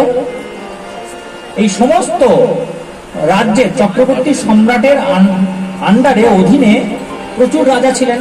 তারা দুভাগে ভাগ হয়ে গিয়েছিল, এক ছিল ধর্মের পক্ষে আর এক দল ছিল ধর্মের বিপক্ষে। 11 অক্ষৌহিণী সেনা ছিল কৌরবের দিকে, আর 7 অক্ষৌহিণী সেনা ছিল পাণ্ডবদের দিকে। মোট 18 অক্ষৌহিণী সেনা। যুদ্ধ চলেছিল 18 দিন ধরে। এই সমস্ত রাজাদের কথা ভগবান বলছেন নেমে জানা জিপাহা, অর্থাৎ এখানে যতজন রাজা উপস্থিত হয়েছেন, যত সৈন্য উপস্থিত হয়েছে, তুমি এবং আমি, এমন নয় যে আমরা আগে ছিলাম না, এমন নয় যে এখন আছি পরে থাকবো না। তাহলে আমরা আগেও ছিলাম, এখনো আছি, পরেও থাকবো। তারপর কি বলছেন, সর্বে বয়ম অতঃ পরম। তুমি তাই শোক করো না যে অর্জুন কি সমস্যায় করেছে। অর্জুন দেখছে ওর সামনে মামা, সামনে গুরুদেব, সামনে জেঠু, সামনে ভাই দাদা, বলছে আমি এদেরকে মারবো কি করে। এদেরকে মেরে যদি আমার স্বর্গলাভ হয় তাহলে সেই স্বর্গের আমার দরকার নেই, এদেরকে মেরে যদি আমি সিংহাসন পাই সেই সিংহাসন আমার দরকার নেই। তখন ভগবান বলছেন সিংহাসনের উদ্দেশ্যে তোমার যুদ্ধ তোমাকে নামিয়েছি তা নয়, তোমাকে স্বর্গের উদ্দেশ্যে তোমাকে যুদ্ধ নামিয়েছি তা নয়, পুণ্যের উদ্দেশ্যে তোমাকে যুদ্ধ নামিয়েছি তা নয়। তুমি ক্ষত্রিয়, তোমার কর্তব্য হচ্ছে যুদ্ধ করা। ওরা একটা অন্যায় করেছে, ওরা পরস্ত্রীর গায়ে হাত তুলেছে, তার শাস্তি হচ্ছে মৃত্যু। সেই মৃত্যু তুমি ক্ষত্রিয়, তুমি সেটা দেবে, তুমি সেটা পালন করো। আর তুমি এরকম অহংকার করছো কেন যে তুমি মারবে? আমার ইচ্ছাতেই ওরা বেঁচে আছে, আমার ইচ্ছাতেই মরবে। এবং তুমি যা কর্ম করবে সব আমার ইচ্ছাতেই করবে, তাই তুমি এরকম অহংকার করো না অর্জুন, তোমাকে আমি বলছি তুমি মারো। আর যাদেরকে তুমি দেখছো সামনে, এরা আগেও ছিল, এখনো আছে, পরেও থাকবে। তাহলে দেখুন আমাদের যে ধারণা তৈরি হয়েছে, আমরা ছোট থেকে যে দেখে আসছি যে একটি মানুষ যখন চলে যায় সে তো সারা জীবনের মতো চলে যায়, তার ফটোটি থাকে আর স্মৃতিটুকু থাকে, আর কিছু থাকে না। কিন্তু ভগবান যে কথাটা বলছেন তার কি মিথ্যা কথা বলছেন? না। আচ্ছা, ভগবান চতুর্থ অধ্যায়ে 7ম এবং 8ম শ্লোকে আবার বলছেন, ইয়দা ইয়দা হি ধর্মস্য গ্লানির্ভবতি ভারত অভ্যুত্থানম ধর্মস্য তদাত্মানং সৃজাম্যহম পরিত্রাণায় সাধুনা বিনাশায় চ দুষ্কৃতাম ধর্ম সংস্থাপনার্থায় সম্ভবামি যুগে যুগে। অর্থাৎ যখনই যখনই এই ভারতবর্ষে ধর্মের গ্লানি হবে, যখনই যখনই অধর্মের অভ্যুত্থান হবে, তখনই আমি নিজেকে আমার আসল রূপে সৃষ্টি করব। সৃজাম্যহম, I will generate myself in my original transcendental form. আমি আবার নিজেকে সৃষ্টি করবো, আমি আবার আসবো। পরিত্রাণায় সাধুনা, অর্থাৎ সাধু ব্যক্তিদের উদ্ধার করার জন্য, বিনাশায় আছে দুষ্কৃতা, দুষ্কৃতীদের দণ্ড দেবার জন্য, ধ্বংস করবার জন্য, ধর্ম সংস্থাপনার্থায়, আবার ধর্ম পুনঃস্থাপনা করব। সম্ভবা আমি যুগে যুগে, আমি প্রত্যেক যুগে আসবো। এবং ভগবান ভবিষ্য পুরাণে, গরুড় পুরাণে, পদ্ম পুরাণে বিভিন্ন জায়গাতে ভবিষ্যৎবাণী করেছেন যে কলিযুগে আমি 3বার আসবো। প্রথমবার আসবো গৌতম বুদ্ধ হয়ে, দ্বিতীয়বার আসবো চৈতন্য মহাপ্রভু হয়ে, এবং একদম শেষে কলিযুগের শেষে আসবো আমি কল্কি দেব হয়ে। আর কিন্তু কোনো যুগ অবতার নেই। এখন কিছু মনে করবেন না, কিছু ব্যবসায়ী গুরুদেব উঠেছে, বিভিন্ন সংস্থা উঠেছে, তারা নিজের নিজের গুরুদেবকে যুগাবতার বলছে। কিন্তু কোন শাস্ত্রে, কোন প্রামাণিক শাস্ত্রে এই 3জন অবতার ছাড়া আর কোনো অবতারের উল্লেখ নেই। এবার তারা কি করছে, বদমাইশি করে নিজেরা শাস্ত্র লিখছে, শাস্ত্রের মধ্যে নিজের নিজের গুরুদেবের নাম ভরে দিচ্ছে। সুতরাং শাস্ত্র যদি পড়তে হয় ভালো প্রেস থেকে কিনবেন, ভালো প্রেস থেকে শাস্ত্র কিনে পড়বেন, অথবা সদ্গুরু যার লোভ নেই, যার বড় বিল্ডিং নেই, যার বড় গাড়ি নেই, যে শুধু ঈশ্বরের ভজনাই মত্ত, সেই রকম একটি সদ্গুরুর চরণ আশ্রয় করে তার কাছ থেকে শাস্ত্র শিখবেন। তাহলে কিন্তু কোনো লাভ হবে না, আপনার শুধু ভজনা করাই হবে, উদ্ধার আপনিও পাবেন না, আপনার পূর্বপুরুষও পাবে না, আপনার পরবর্তী বংশধরও উদ্ধার পাবে না। তাহলে ভগবান বলছেন, আমি আগেও এসেছি, এখন এসেছি, তোমার সঙ্গে আমি রয়েছি, লীলা করছি, আমি ভবিষ্যতেও আসবো। তাহলে এটা কি? আমাদের তো তাহলে মিলছে না, অঙ্কটা মিলছে না। তো আমরা দেখছি মানুষ একবার আসে, চলে যায়, তো আর আসে না। ভগবান বলছেন না, আগেও ছিলাম, এখনো আছি, পরেও আসবো। আসলে ভগবান বলছেন আত্মার কথা, আর আমরা ভাবছি শরীরের কথা। অঙ্কটা মিলছে না এই কারণে। আমাদের সমস্ত জিনিসটাই শরীর সর্বস্ব। এই আমি করেছি, এই আমার গাড়ি আছে, আমার ছেলে, এই আমার ছেলে ডাক্তার, এই আমার, আমি আমি আমি আয়নাতে মুখ দেখছি, ফেসিয়াল করছি, সেলফি তুলছি, সব শরীর সর্বস্ব। আমি কে সেটা আমি চিনলামই না, আমি এই শরীর নই। দেখুন এই চেয়ারটা ধরে নিলাম আমার, বাড়ির মালিকের নয়, ধরে নিলাম আমার। এখন এই চেয়ারটা দীর্ঘদিন আমি বসছি করতে করতে আমার চেয়ারের উপর একটা অধিকার চলে আসবে, এটা আমারই। যে আমি ভাবতে লাগবো চেয়ারটাই আমি, এই চেয়ারটাই আমি। সেই জিনিসটা কিন্তু আমাদের শরীরের সাথে হয়ে গেছে। দেখুন এই হাতটা আমার, হাতটা তো আমি নই, চেয়ারটা আমার, চেয়ারটা তো আমি নই। সেরকম করে শরীরের প্রতিটি অঙ্গই আমার, কিন্তু শরীরটা আমি নই। হাতটা আমি নই, মাথাটা আমি নই, পাটা আমি নই, পেটটা আমি নই, বুকটা আমি নই, মুখটা আমি নই। আমি কে? আমি হচ্ছি সচ্চিদানন্দ ভগবান শ্রীকৃষ্ণের অংশ, আত্মা, যেটা হৃদয়ে অবস্থান করছে। এবং তার ঠিক পাশেই পরমাত্মা রূপে ক্ষীরোদকশায়ী বিষ্ণু অবস্থান করছে, সমস্ত কিছু পরিচালনা করছেন। এই আত্মাকে চিনতে বলছেন ভগবান, অর্জুনকে চিনতে বলছেন। এবং বলছেন তার পরের শ্লোকে, দেহিনস্মিন যথা দেহে কৌমারং যৌবনম জরা তথা দেহান্তরো প্রাপ্তি ধীরস্তত্র ন মুচ্যতে। বলছেন দেখো অর্জুন, দেহ প্রথমে শিশু থেকে কুমার হয়, কুমার থেকে যুবক হয়, যুবক থেকে বৃদ্ধ হয়, তারপর মারা যায়, কিন্তু আত্মার মৃত্যু নেই। তাই যারা ধীর স্থির প্রজ্ঞাবান ব্যক্তি তারা কিন্তু শোকে মুহ্যমান হয় না, তারা শোকে বিহল হয়ে পড়ে না, আত্মার মৃত্যু নেই। তারপর কি বলছেন ভগবান? অন্তবন্ত ইমে দেহা নিত্য সত্তা শরীরিণাঃ অনাসীন প্রময়স্য তস্মাজ্জুদ্ধস্য ভারত। বলছেন সামনে যাদেরকে দেখছো এই শরীরগুলো সব শেষ হয়ে যাবে, আজ যদি তুমি না মারো কালকে অন্যভাবে মরবে, আমি সবাইকে একদিন শেষ করে দেবো, কেউ থাকবে না। সুতরাং তুমি শোক না করে যুদ্ধ করো, তোমার ক্ষত্রিয়ের ধর্ম তুমি পালন করো, এইটা বলছেন ভগবান।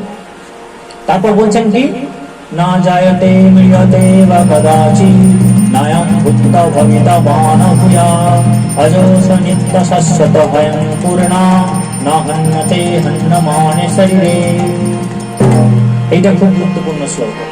বলছেন শরীরের জন্ম আছে, শরীরের মৃত্যু আছে, কিন্তু আত্মার কোনো জন্ম নেই, আত্মার কোনো মৃত্যু নেই। এমন নয় যে আত্মা আগে এসেছিল বা এখন আসছে বা পরে আসবে। আত্মা হচ্ছে অজ নিত্য শাশ্বত হয়ং পূর্ণা, অর্থাৎ unborn, ever existing and eternal, শাশ্বত চিরন্তন, এর কোনো মৃত্যু নেই, সৃষ্টি হয়নি, ধ্বংসও হবে না। ভগবান এগুলোকে তৈরি করেছেন, ভগবান যেদিন চাইবেন সেদিন নিয়ে নেবেন। আমরা যেভাবে জন্ম মৃত্যু দেখি সেই বুদ্ধি দিয়ে কিন্তু আত্মার জন্ম মৃত্যু ব্যাখ্যা হবে না, এটা ভগবান বলছেন। শেষের লাইনটি ভীষণ গুরুত্বপূর্ণ, বলছেন না হন্যতে হন্যমানে শরীরে, অর্থাৎ দেহের মৃত্যু হলেও আত্মার মৃত্যু হয় না। ফলে আজকে যে শোক সভাতে, যে বাৎসরিক অনুষ্ঠানে আমরা সমবেত হয়েছি, আমরা এটা একটু বোঝার চেষ্টা করব যে আমরা বাণী দেবীর দেহটি আমরা হারিয়েছি, কিন্তু তার আত্মাকে আমরা হারাইনি। আমরা ভগবানের শ্রীচরণে প্রার্থনা করব যেন তার আত্মা সদ্গতি লাভ করে। আর যদি কোনো পূর্বজন্মের ত্রুটির ফলে বা আমাদের যারা এই মুহূর্তে পরিবারে যারা রয়েছেন তাদের কোনো ত্রুটির ফলে সদ্গতি প্রাপ্ত নাও হয়, তাহলে যেন একটি ভালো পরিবারে জন্মগ্রহণ করেন, একটি বৈষ্ণব পরিবারে জন্মগ্রহণ করেন, সেখানে যেন ছোট থেকেই তিনি আবার সুযোগ পান ভগবানের শ্রীচরণের সেবা করার, যার ফলে পরবর্তী জন্মে যেন তাকে আর এই জীবগুলো আসতে না হয়, তিনি যেন মুক্তি পেয়ে যান। আমরা সকলে সেই কামনাটি করব। জয় গৌর প্রেমানন্দ হরি। এবার দেখুন, এই যে আমরা বিষয়টা বুঝে নিলাম যে আমরা হলাম আসলে আত্মা, আমরা শরীর নয়। আমরা আজ থেকে এইভাবেই ভাবা শুরু করব যে আমরা কেউই শরীর নই, শরীরটাকে অতটা গুরুত্ব দিলে হবে না। হ্যাঁ, রোগ জ্বালা হলে ডাক্তার দেখাবো, পরিচর্যা করতে হবে, স্নান করতে হবে, কিন্তু শরীরটাই আপনার কেন্দ্র হয়ে গেলে হবে না, মুখ্য জিনিস হয়ে গেলে হবে না। যেমন আমি ছাত্রছাত্রীদের পড়াই যে দেখো, যারা ফর্সা তারা একটু অহংকার করে রং নিয়ে, আর যারা কালো তারা একটু দুঃখ পায় রং নিয়ে। কিন্তু অন্ধকারে কার রং কেমন? অন্ধকারে ফর্সার রং কি বলুন, আর কালোর রং কি বলুন? অন্ধকারে সবাই কালো। তাহলে যে রং নিয়ে আমি অহংকার করছি সেই রংটা কি আমার? সে রংটা কার? সে রংটা সাদা আলো থেকে ধার করা, অন্যের ধার করা জিনিস নিয়ে অহংকার করছি। যদি ওটা আমার নিজের রং হতো তাহলে অন্ধকার ঘরেও আমার আলো ছড়াতো, তা তো হয় না। তাহলে এই বিষয়গুলোকে আমাদেরকে বুঝতে হবে। শরীর সর্বস্বতা থেকে আমাদেরকে দূরে সরে আসতে হবে, ঈশ্বরের চরণে মতি করতে হবে। এই যে গুরুদেবের কথা বলছি, আমি প্রথমেই গুরুদেবের মন্ত্র পাঠ করেছি। গুরু প্রয়োজন প্রত্যেকের জীবনে, কিন্তু গুরু সদ্গুরু হতে হবে।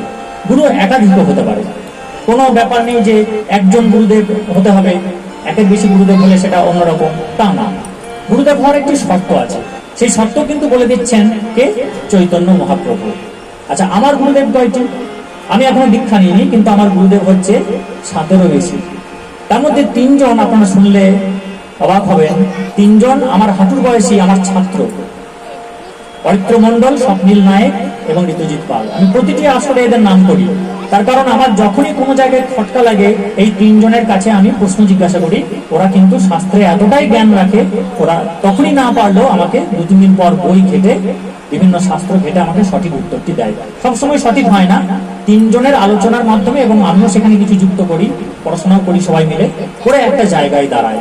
তাই ওই 3 জন আমার ছোট ছোট গুরুদেব, আমি তাদেরকে ওই জন্য স্মরণ করলাম, কারণ ঋণ সবসময় স্বীকার করা উচিত। আচ্ছা, এছাড়া আমার বড় গুরুদেব কারা কারা রয়েছেন? রয়েছেন বৃন্দাবনের প্রেমানন্দ মহারাজ। আপনারা প্রেমানন্দ মহারাজের ইউটিউবে ভিডিও দেখবেন, ফেসবুকে ওই কাঁচা বাদাম ভাজা বাদামের ভিডিও না দেখে, ওই 100% লাভ, হ্যাঁ প্রেম আমার, ওইসব বাজে বাজে ভিডিও না দেখে প্রেমানন্দ মহারাজের কথাগুলি শুনবেন, আপনি এই জন্মে আমি গ্যারান্টি দিচ্ছি মুক্তি পেয়ে যাবেন। এত সুন্দর ভদ্রলোকের কথাবার্তা, হ্যাঁ একদম দেখবেন, ওনার কথাবার্তা শুনলে মুক্তি পেয়ে যাবেন। যে কোনো প্রশ্নের উত্তর উনি এত সুন্দরভাবে দেন, কোনো জটিলতা নেই, কোনো কঠিন শ্লোক পাঠ করেন না, কিন্তু প্রতিটি প্রশ্নের উত্তর এত সহজ সরল প্রাঞ্জল ভাবে দেন এবং সঠিক উত্তর দেন, তার কোনো ভুলবার করতে আপনি পারবেন না। আমি একদম ওনাকে অন্ধের মতো বিশ্বাস করি, ফলো করি। প্রেমানন্দ মহারাজ বৃন্দাবনে ওনাকে শুনবেন। এছাড়া অযোধ্যার হচ্ছে রাজেন্দ্র দাস মহারাজ এবং রাঘবাচার্যজি মহারাজ, এনাদেরকে আমি শুনি। আর শুনি চিত্রকূটের জগৎগুরু রামভদ্রাচার্যজি, এই কয়েকজনকে আমি শুনি। আচ্ছা, আপনারা নিজের মতো করে দেখবেন কে ভালো হচ্ছে, তার মতো করে সেখানে গুরুদেবের চরণ আশ্রয় তো নিতেই হয়, গুরুদেবের চরণে। কারণ গুরুদেব আমাদেরকে কি করেন, আমাদেরকে পথটা দেখিয়ে দেন, ভগবানের চরণে কিভাবে পৌঁছাতে হবে সেই পথটা গুরুদেব দেখিয়ে দেন। এখন আমি কিছু মানুষকে দেখেছি যারা দীক্ষা নিয়েছেন কিন্তু শুধু গুরুরই ভজনা করছেন, তাহলে লাভটা কি হলো? গুরুর উদ্দেশ্য হচ্ছে গুরুকে কেন দরকার, গুরু কি করবেন? আমি একটা এমন রাস্তায় যাচ্ছি যে রাস্তাটা আমার চেনা নেই, তাহলে আমি লোককে জিজ্ঞেস করতে যাচ্ছি। অথবা আমি মোবাইলে ম্যাপ অন করেছি, ম্যাপ আমাকে বলছে, একজন মহিলা দেখবেন বলে যে go ahead 300 metres, then turn left, turn right. তার একটা অপরিচিত জায়গায় আমাকে একজন কণ্ঠস্বর আমাকে কিন্তু গাইড করছে যে আপনি এইদিকে যান। আচ্ছা, আমরা যখন এখানে আসছিলাম, বনমালীদার বাড়ি প্রথমে এসেছি, বনমালীদার বাড়িটা আমরা খুঁজছিলাম, উনি বললেন পুরনো থানা। তো আমরা প্রথমে পঞ্চায়েত অফিসের কাছে এলাম, তারপর খোঁজ করলাম পুরনো থানা কোথায়, একজন দেখিয়ে দিলেন। এবার যিনি দেখিয়ে দিলেন পুরনো থানাটা ওইদিকে, আমি যদি তার পায়েই পড়ে যাই, আপনি কি উপকার করলেন দাদা, আমি আপনার কাছেই থেকে যাই, তাহলে তো আমার বনমালীদার বাড়ি আসা হলো না। বনমালীদার বাড়ি না এলে আমার স্বরূপবাবুর বাড়ি আসা হলো না, তাহলে ভাগবত অনুষ্ঠানটা হলো না, তাহলে উদ্দেশ্যটাই নষ্ট হয়ে যাবে। আমি একাধিক মানুষকে দেখেছি গুরু নিয়েছে দিয়ে শুধু গুরুরই ভজনা করছে। এই আমার উদ্দেশ্য তো ভগবানের ভজনা করা, গুরুদেব তো কৃষ্ণ ভজনা করতে হবে, কৃষ্ণ সাধনা করতে হবে, এবং শিষ্যকেও তাকে সেটা শেখাতে হবে। যে গুরুদেব, যে মানুষ গুরুদেব ছেড়ে দিন এই জিনিসটি করতে পারেন, তারাই গুরুদেব হওয়ার যোগ্যতা অর্জন করেন। তাহলে গুরুদেব হওয়ার শর্ত কি হচ্ছেন? যিনি নিজে কৃষ্ণের সাধন ভজন করেন এবং তার শিষ্যকে সেটা শেখান। কৃষ্ণ ভজন সাধন নিজে করেন এবং শিষ্যকে সেটা শেখান, তিনি গুরুদেব হওয়ার যোগ্যতা অর্জন করেন। তার জাতি দেখবার দরকার নেই, গুরুদেবের জাতি দেখবার দরকার নেই যে ব্রাহ্মণ হতেই হবে বা বৈষ্ণব হতেই হবে। গুরুদেব যদি চন্ডাল হয় কিন্তু সে যদি কৃষ্ণ ভজনা করে, তাহলে তার কাছে দীক্ষা নিতে আমার কোনো অসুবিধা নেই। কথাটা কে বলছেন? আমি বলছি না, কথাটা বলছেন প্রেমের ঠাকুর গৌর সুন্দর, যিনি আর কেউ নন, তিনি ওই দাপর যুগের যে ভগবান শ্রীকৃষ্ণ যিনি এসেছিলেন এবং শ্রীমতী রাধারানী গোলকের সেই যুগল মুক্তি, তারা একসাথে এসেছেন, এক দেহে তারা এসেছেন দাপর যুগে, কলিযুগে এসে তারা কি করেছেন? ভগবান শ্রী চৈতন্য মহাপ্রভু এসে প্রেম দিয়েছেন। কি প্রেম? কৃষ্ণ প্রেম। Krishna came himself in the mode of Radharani, বিষয়টা বুঝুন, আমি বাংলা মানে করে দেবো। Krishna came himself in the mode of Radharani to deliver the Krishna prem. এটা হচ্ছে কথা। অর্থাৎ শ্রী চৈতন্য মহাপ্রভু কে? তিনি হচ্ছেন স্বয়ং কৃষ্ণ। তিনি নিজে এলেন, কিভাবে এলেন? রাধা তত্ত্বে মুড়ে এলেন। ওই দুটো দেহ মিলে গেছে এরকম ব্যাপারটা নয়, রাধা তত্ত্বে মুড়ে এলেন। থিওরিটিক্যালি রাধা দিয়ে বাইন্ডেড হলেন, দুটো দেহ মিশে গেছে না, ওনাদের দেহ হয় না, ওনাদের দৈব দেহ, ট্রান্সেন্ডেন্টাল বডি ওনাদের। আমাদের যেমন চিমটি কাটলে লাগে এই ধরনের দেহ ওনাদের নেই, এই দুটো দেহ মিলে গেছে এরকম বিষয়টা নয়। তাহলে in the mode of Radharani and deliver Krishna prem, ডেলিভারটা কৃষ্ণ প্রেম। তাহলে তিনি কৃষ্ণ নিজে এলেন রাধারানী তত্ত্বে মুড়ে এবং কৃষ্ণ প্রেম আমাদেরকে দিলেন। তাই বিষ্ণু দাস কি বলছেন? বলছেন এসেছে ব্রজের বাতা কালো সখা দেখবি আয়। আমরা এই ভজনটি একটু, এই পদাবলীটি একটু আস্বাদন করব, তারপর আমরা পরের পর্বে চলে যাব। এসেছে ব্রজের বাঁকা কালো সখা দেখবি আয়, তোদের এই নদিয়ায়, তোদের এই নদিয়ায়। এসেছে ব্রজের বাঁকা কালো সখা দেখবি আয়, তোদের এই নদিয়ায়। এসেছে ব্রজের বাঁকা কালো সখা দেখবি আয়, তোদের এই নদিয়ায়। এবারটায় রং ফিরেছে, ঢং ফিরেছে, ঢং ফিরেছে, ঢং ফিরেছে, কালো এখন চেনা যায়, তোদের এই নদিয়ায়। এসেছে ব্রজের বাঁকা কালো সখা দেখবি আয়, তোদের এই নদিয়ায়।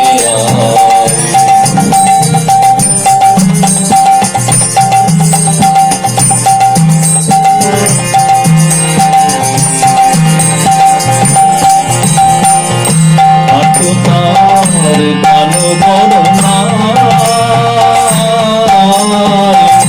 কালো বড় নাই, এবার রায় অঙ্গে অঙ্গ থেকে দূর হলো তাই, দূর হলো তাই।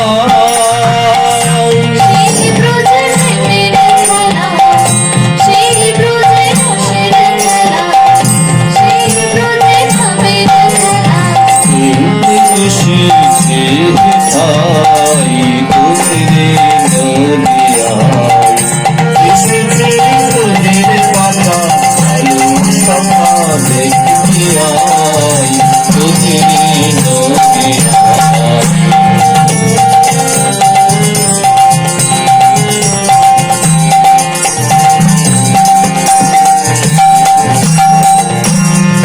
তার প্রেমের করে আগে মন বাজায় শেষ না বড় জ্বালাই পড়ে, জ্বালাই পড়ে।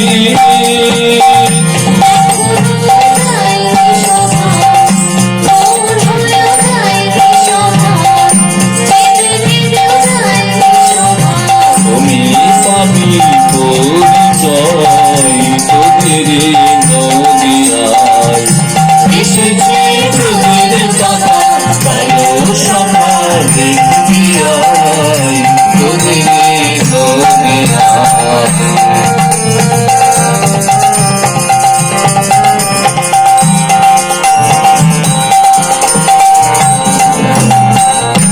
প্রেমেতে ঋণী হয়েছে,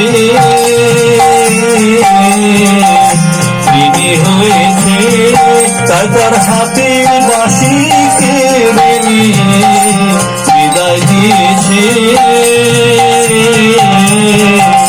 বিদায় দিয়েছে।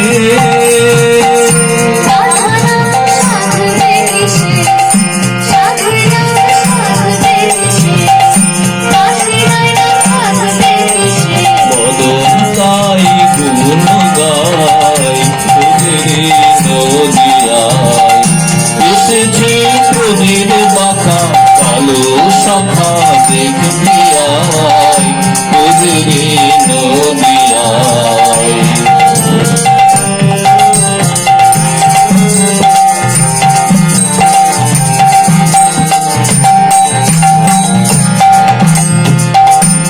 কাঙাল বিশ্বরূপে গায়, বিশ্বরূপে গায়, রায় রূপে অঙ্গ থেকে অঙ্গ গড়া নয়, অঙ্গ গড়া নয়।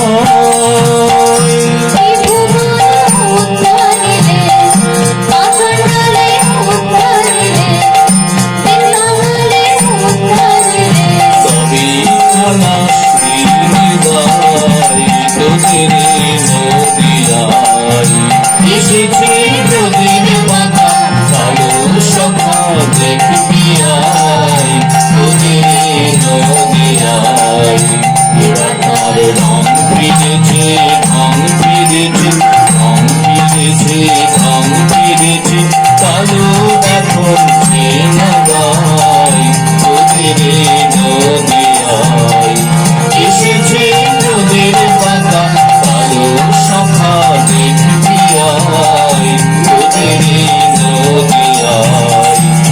এসেছে নদীর বাবা কালো সখা দেখবি আয় তোদের নদী আয় তোদের নদী আয় তোদের নদী আয়।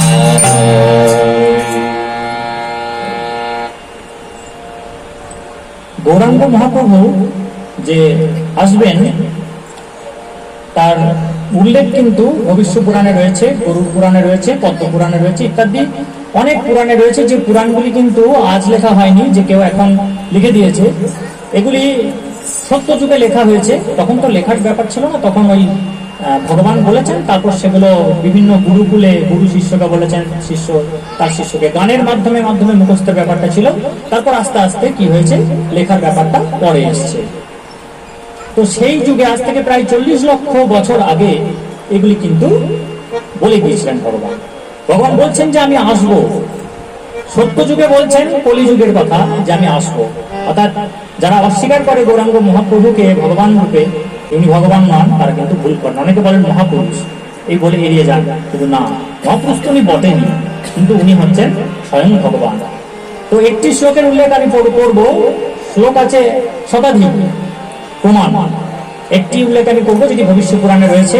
অযোধ্যা মাঝে ইয়াদবন্য সন্ন্যাস কলৌ সংকীর্তন রম্ভে ভবিষ্যমি শচীসুতাহ। অর্থাৎ in the early part of Kaliyuga I will appear as the son of Sochi and will inaugurate the Sankirtana movement. There is no doubt about this. অর্থাৎ কলিযুগের একদম প্রথম দিকে in the early part of Kaliyuga I will appear as the son of সোচি, একদম এইটা বলছে আমি সোচির পুত্র হয়ে জন্মাবো এবং আমি সংকীর্তন আন্দোলন শুরু করবো। I will inaugurate the sankirtana movement, there is no doubt about this, এই বিষয়ে কোনো সন্দেহ নেই। এটা কবে লেখা হয়েছে? আজ থেকে 40 লক্ষ বছর আগে জিনিসটি ভবিষ্যৎবাণী হয়েছে। তাহলে প্রেমের ঠাকুর বহু সুন্দর চৈতন্য মহাপ্রভু, তিনি হচ্ছেন স্বয়ং ভগবান। তাকে কেন আমাদের প্রয়োজন সেই ব্যাপারটা বলবো, তার আগে আমরা একবার ওই যেটা সৃষ্টিতত্ত্ব যখন বলছিলাম সেই জায়গাটাতে একটু ফিরে যাই। দেখুন, ওই যে বলছিলাম যে প্রথমে ভূলোক, তারপর ভূবর লোক, তারপরে স্বর্গলোক, তারপর মহরলোক, জনলোক, তপলোক, সত্যলোক। ওই সত্যলোকে কে থাকেন বললাম? বলো কে থাকে বাবু, তোমরা বলো একটু, সত্যলোকে কে থাকে? ব্রহ্মা। সেই ব্রহ্মার কাছে একবার নারদ মুনি গেছে, তখন এখানে পৃথিবীতে দাপর যুগ চলছে এবং ভগবান বৃন্দাবনে এসে তখন তার লীলা করছেন, বাচ্চা ছেলে 3 বছর 4 বছর বয়স।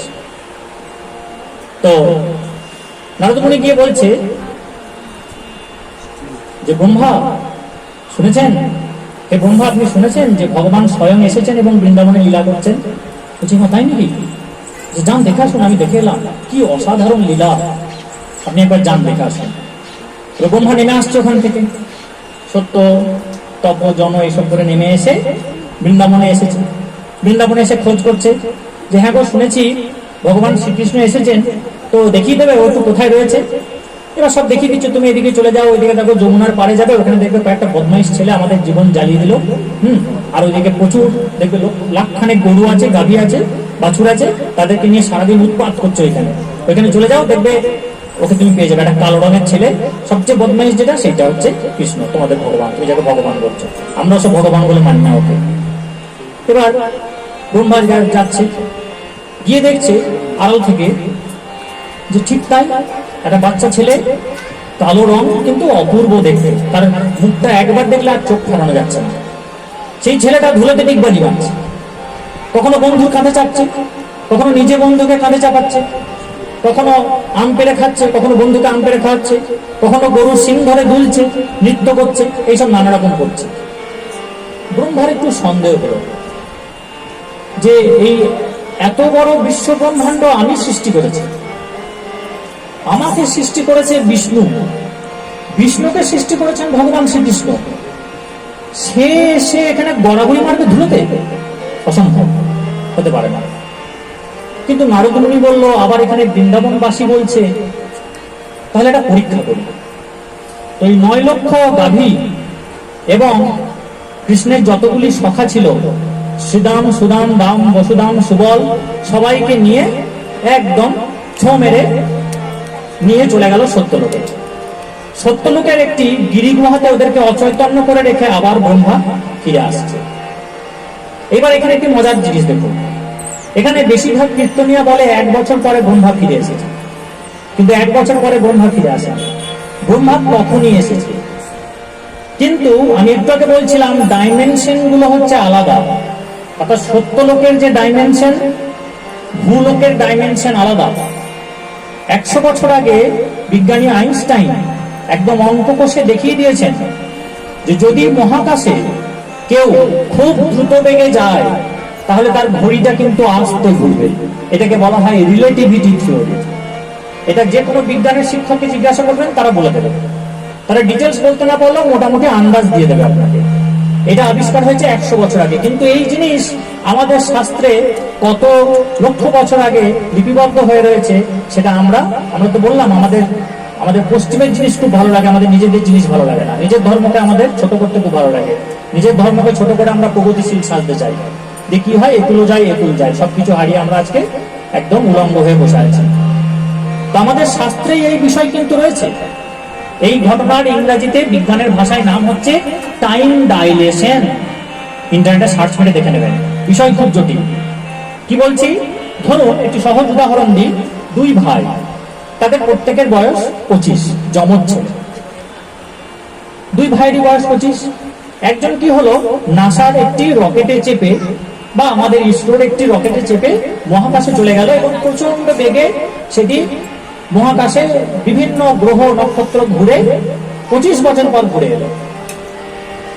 তাহলে যে একটি ভাই গেছে, একটি ভাই যায়নি, তাহলে যে ভাইটি যায়নি তার কত বয়স হবে বলুন? 25 বছর পর ফিরে আসছে, 50 হবে। কিন্তু যে ফিরে এলো তার বয়স হবে 30। অর্থাৎ ওই যে 25 বছরের মহাকাশে ছিল, ওর ঘড়িটা কিন্তু আস্তে ঘুরেছে, ওর কিন্তু 5 বছর অতিক্রান্ত হয়েছে। এটা অঙ্ক দ্বারা প্রমাণ করেছেন আইনস্টাইন নিজে। একে বলা হয় সায়েন্সের ভাষায় টাইম ডাইলেশন। তাহলে যে মহাকাশে গেল তার 5 বছর অতিক্রান্ত হলো, কিন্তু যে পৃথিবীতে রয়ে গেল তার 25 বছর অতিক্রান্ত হয়ে গেছে। এসে দেখছে আমার যে ভাইকে আমি নিয়ে যাইনি সেই ভাই বুড়ো হয়ে গেছে, সে তখনও যুবক। তাই ব্রহ্মা কিন্তু 1 বছর পরে আসেনি, ব্রহ্মা এসেছে সঙ্গে সঙ্গে। কিন্তু ওই যে কিছু সেকেন্ড লেগেছে তাতেই কিন্তু আমাদের পৃথিবীতে 1 বছর অতিক্রান্ত হয়ে গেছে। এবার ব্রহ্মা ফিরে এসে কি দেখবে আমি পরে আসছি, আগে এই 1 বছরটা এখানে ঘটনাটা কি ঘটছে সেটা বলে নি। যখনই সবাই, কৃষ্ণ তো গরুর শিং ধরে নাচ করছিল, গরু ভ্যানিস, বন্ধু ভ্যানিস, কৃষ্ণ প্রথমে হতভম্ব হয়ে গেছে। এই যে ভগবান হতভম্ব হয়ে গেছে, এই ব্যাপারটাতে মানুষজনকে 3 ভাগে ভাগ করা যায়। কিরকম? একটা হচ্ছে সাধারণ মানুষ, তারা এই যখনই বললাম হতভম্ব হয়ে গেছে আপনারা বিশ্বাস করে নেবেন, হ্যাঁ ভগবান হতভম্ব হয়ে গেছে। এবার হচ্ছে ভক্ত, মানে ভগবানের ভক্ত, সে বলবে কি হতেই পারে না, সে ভগবান, সে কখনো হতভম্ব হয় নাকি।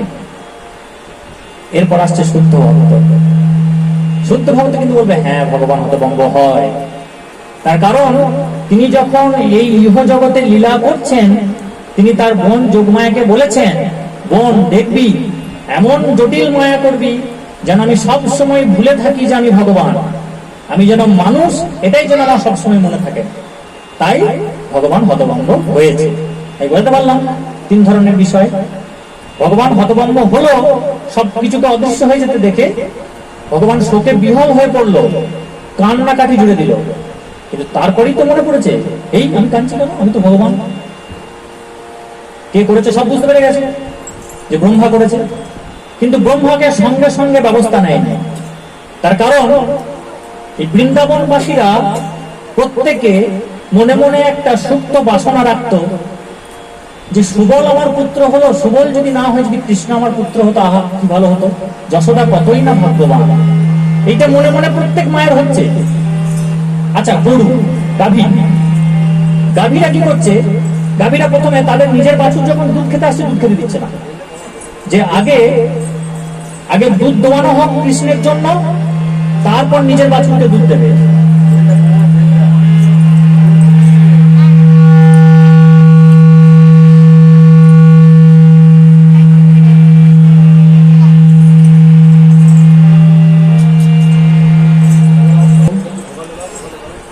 রাধে রাধে, হরে কৃষ্ণ, জয় নিতাই।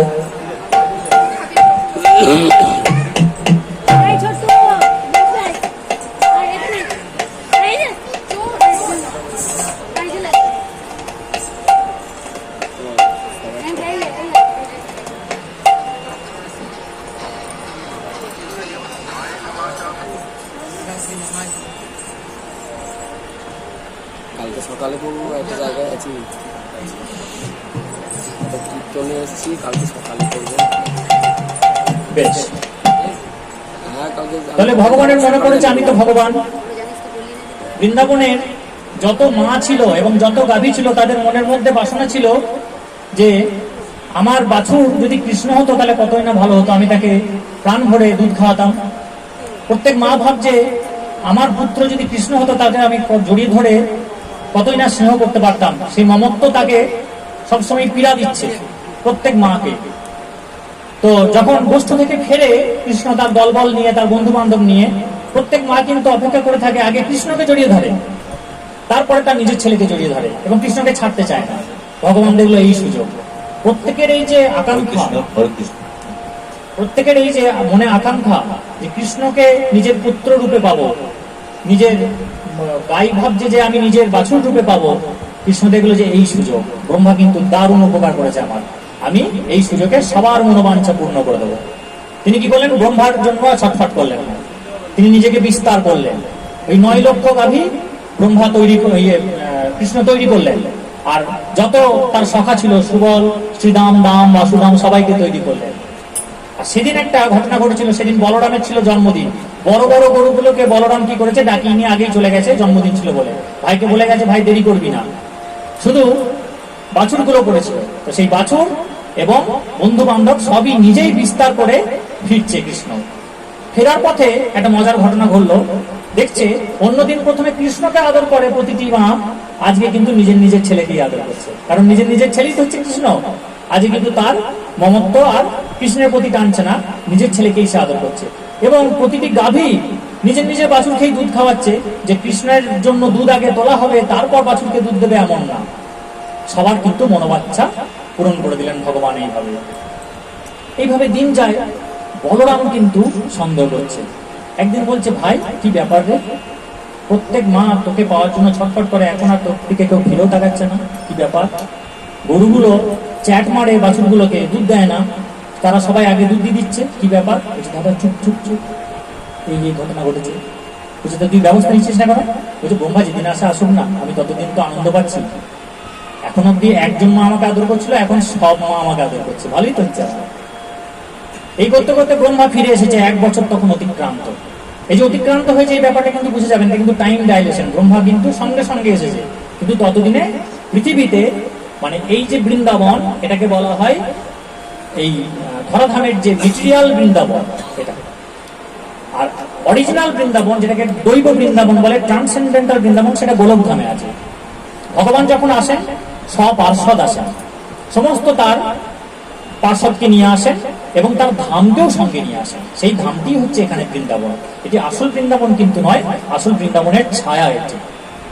এবার কি হলো, ব্রহ্মা এসে যখন উঁকি মেরে দেখতে গেছে, দেখছি আমি তো এদেরকে চুরি করে নিয়ে গিয়ে আমার যে লোক, যে ধাম, সেখানে গিয়ে আমি গিরি গুহায় এদেরকে অচৈতন্য করে রেখেছিলাম, কিন্তু দেখছি যেমন ব্রজ তেমনি আছে। কি হলো, সবাই যেমনটার তেমনি, সেই কৃষ্ণ খেলা করছে, সেই ধুলোতে গড়াগড়ি মারছে।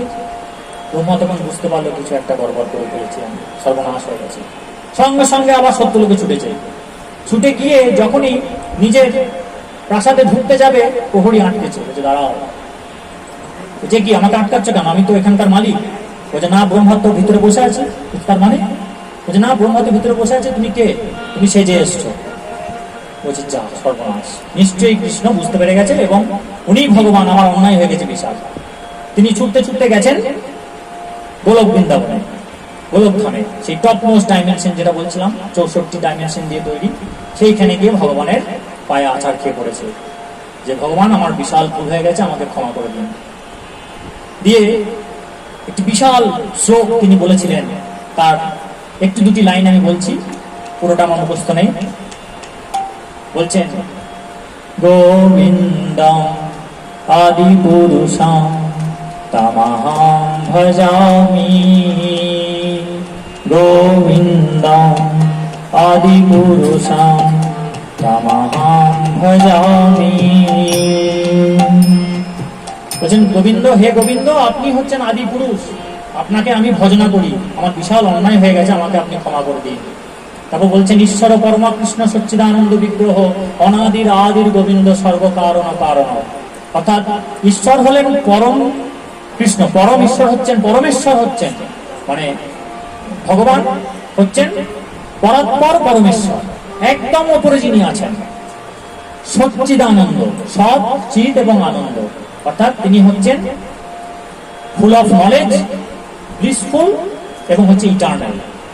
তিনি, তার কোনো সৃষ্টি নেই, জন্ম নেই, তিনি অনাদিরও আদি, শুরুরও আগে তিনি, এবং তিনিই হচ্ছেন সর্বকারণের কারণ।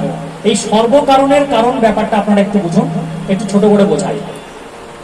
আজ থেকে মোটামুটি 30-35 বছর আগে বোলপুরের চৌরাস্তা থেকে একটু দূরে একটি দোকানের ভিতরে মধ্যরাত্রিতে একটি রঙিন জলের আসর বসেছিল। আপনারা নিশ্চয় বুঝতে পারছেন কিসের আসর। সেখানে দুজনেরই নেশা হয়ে গেছে। চালটা ছিল ফুটো, সেখান থেকে চাঁদের আলো আসছিল। একজন বলছে, দেখ কিরকম সূর্য আলো দিচ্ছে। একজন বলছে, না রে ওটা চাঁদ। বোঝায় এটা সূর্য, বলছে না ওটা চাঁদ। এই করতে করতে একজন আরেকজনের গালে দিয়েছে চলিয়ে। একজনের বাড়ি হচ্ছে মিস্ত্রিপাড়া, আমাদের বোলপুরে দুটি জায়গা, আরেকজনের বাড়ি হচ্ছে ভুবনডাঙ্গা। এবার যার মিস্ত্রিপাড়া বাড়ি, সে চলে এসেছে কাঁদতে কাঁদতে, নেশার ঘরে চর খেয়ে কাঁদতে কাঁদতে চলে এসেছে, এসে শুয়ে পড়েছে। ভোরবেলায় যখন তার নেশা কেটে গেছে, তখন সে ভাবছে, এই আমাকে তো চড়িয়ে দিয়েছে, এটা তো আমার সহ্য করে আসা উচিত হয়নি। সঙ্গে সঙ্গে স্কুটার বার করে একটা বন্ধুকে চাপিয়ে নিয়ে গিয়ে ওকে বাড়ি থেকে মেরে এসেছে। সে এবার সহ্য করবে কেন? সে আরো 4-5টা বন্ধুকে নিয়ে এসে এদেরকে মেরে গেছে। এরা এবার একটা ছোট হাতি ভাড়া করে লোকজন নিয়ে গিয়ে ওদেরকে মেরে এসেছে। ওরা এবার 3টে ট্রাক্টর বার করেছে, নিয়ে এসে গোটা মিস্ত্রি পাড়া ধুসফাস করে দিয়েছে। তারপরে পুলিশ র্যাব নেমেছে, 144 ধারা জারি, 3 দিন বোলপুর বাজার বন্ধ। এটা একদম সত্যি ঘটনা। এবার আপনি পিছনে ফিরুন, 144 ধারা কেন জারি হলো? কারণ ওরা ওই 3টে ট্রাক্টর ভর্তি লোক এনে এলে গোটা মিস্ত্রি পাড়াকে মেরেছে বলে। আচ্ছা, এইটা যদি হয় ফলাফল, তাহলে তার কারণটা কি?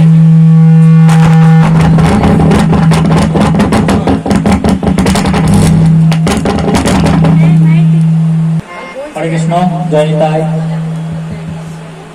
জয় গৌর। ঠিক আছে,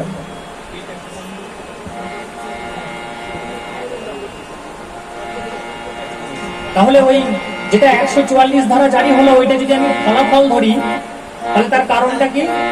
ওই যে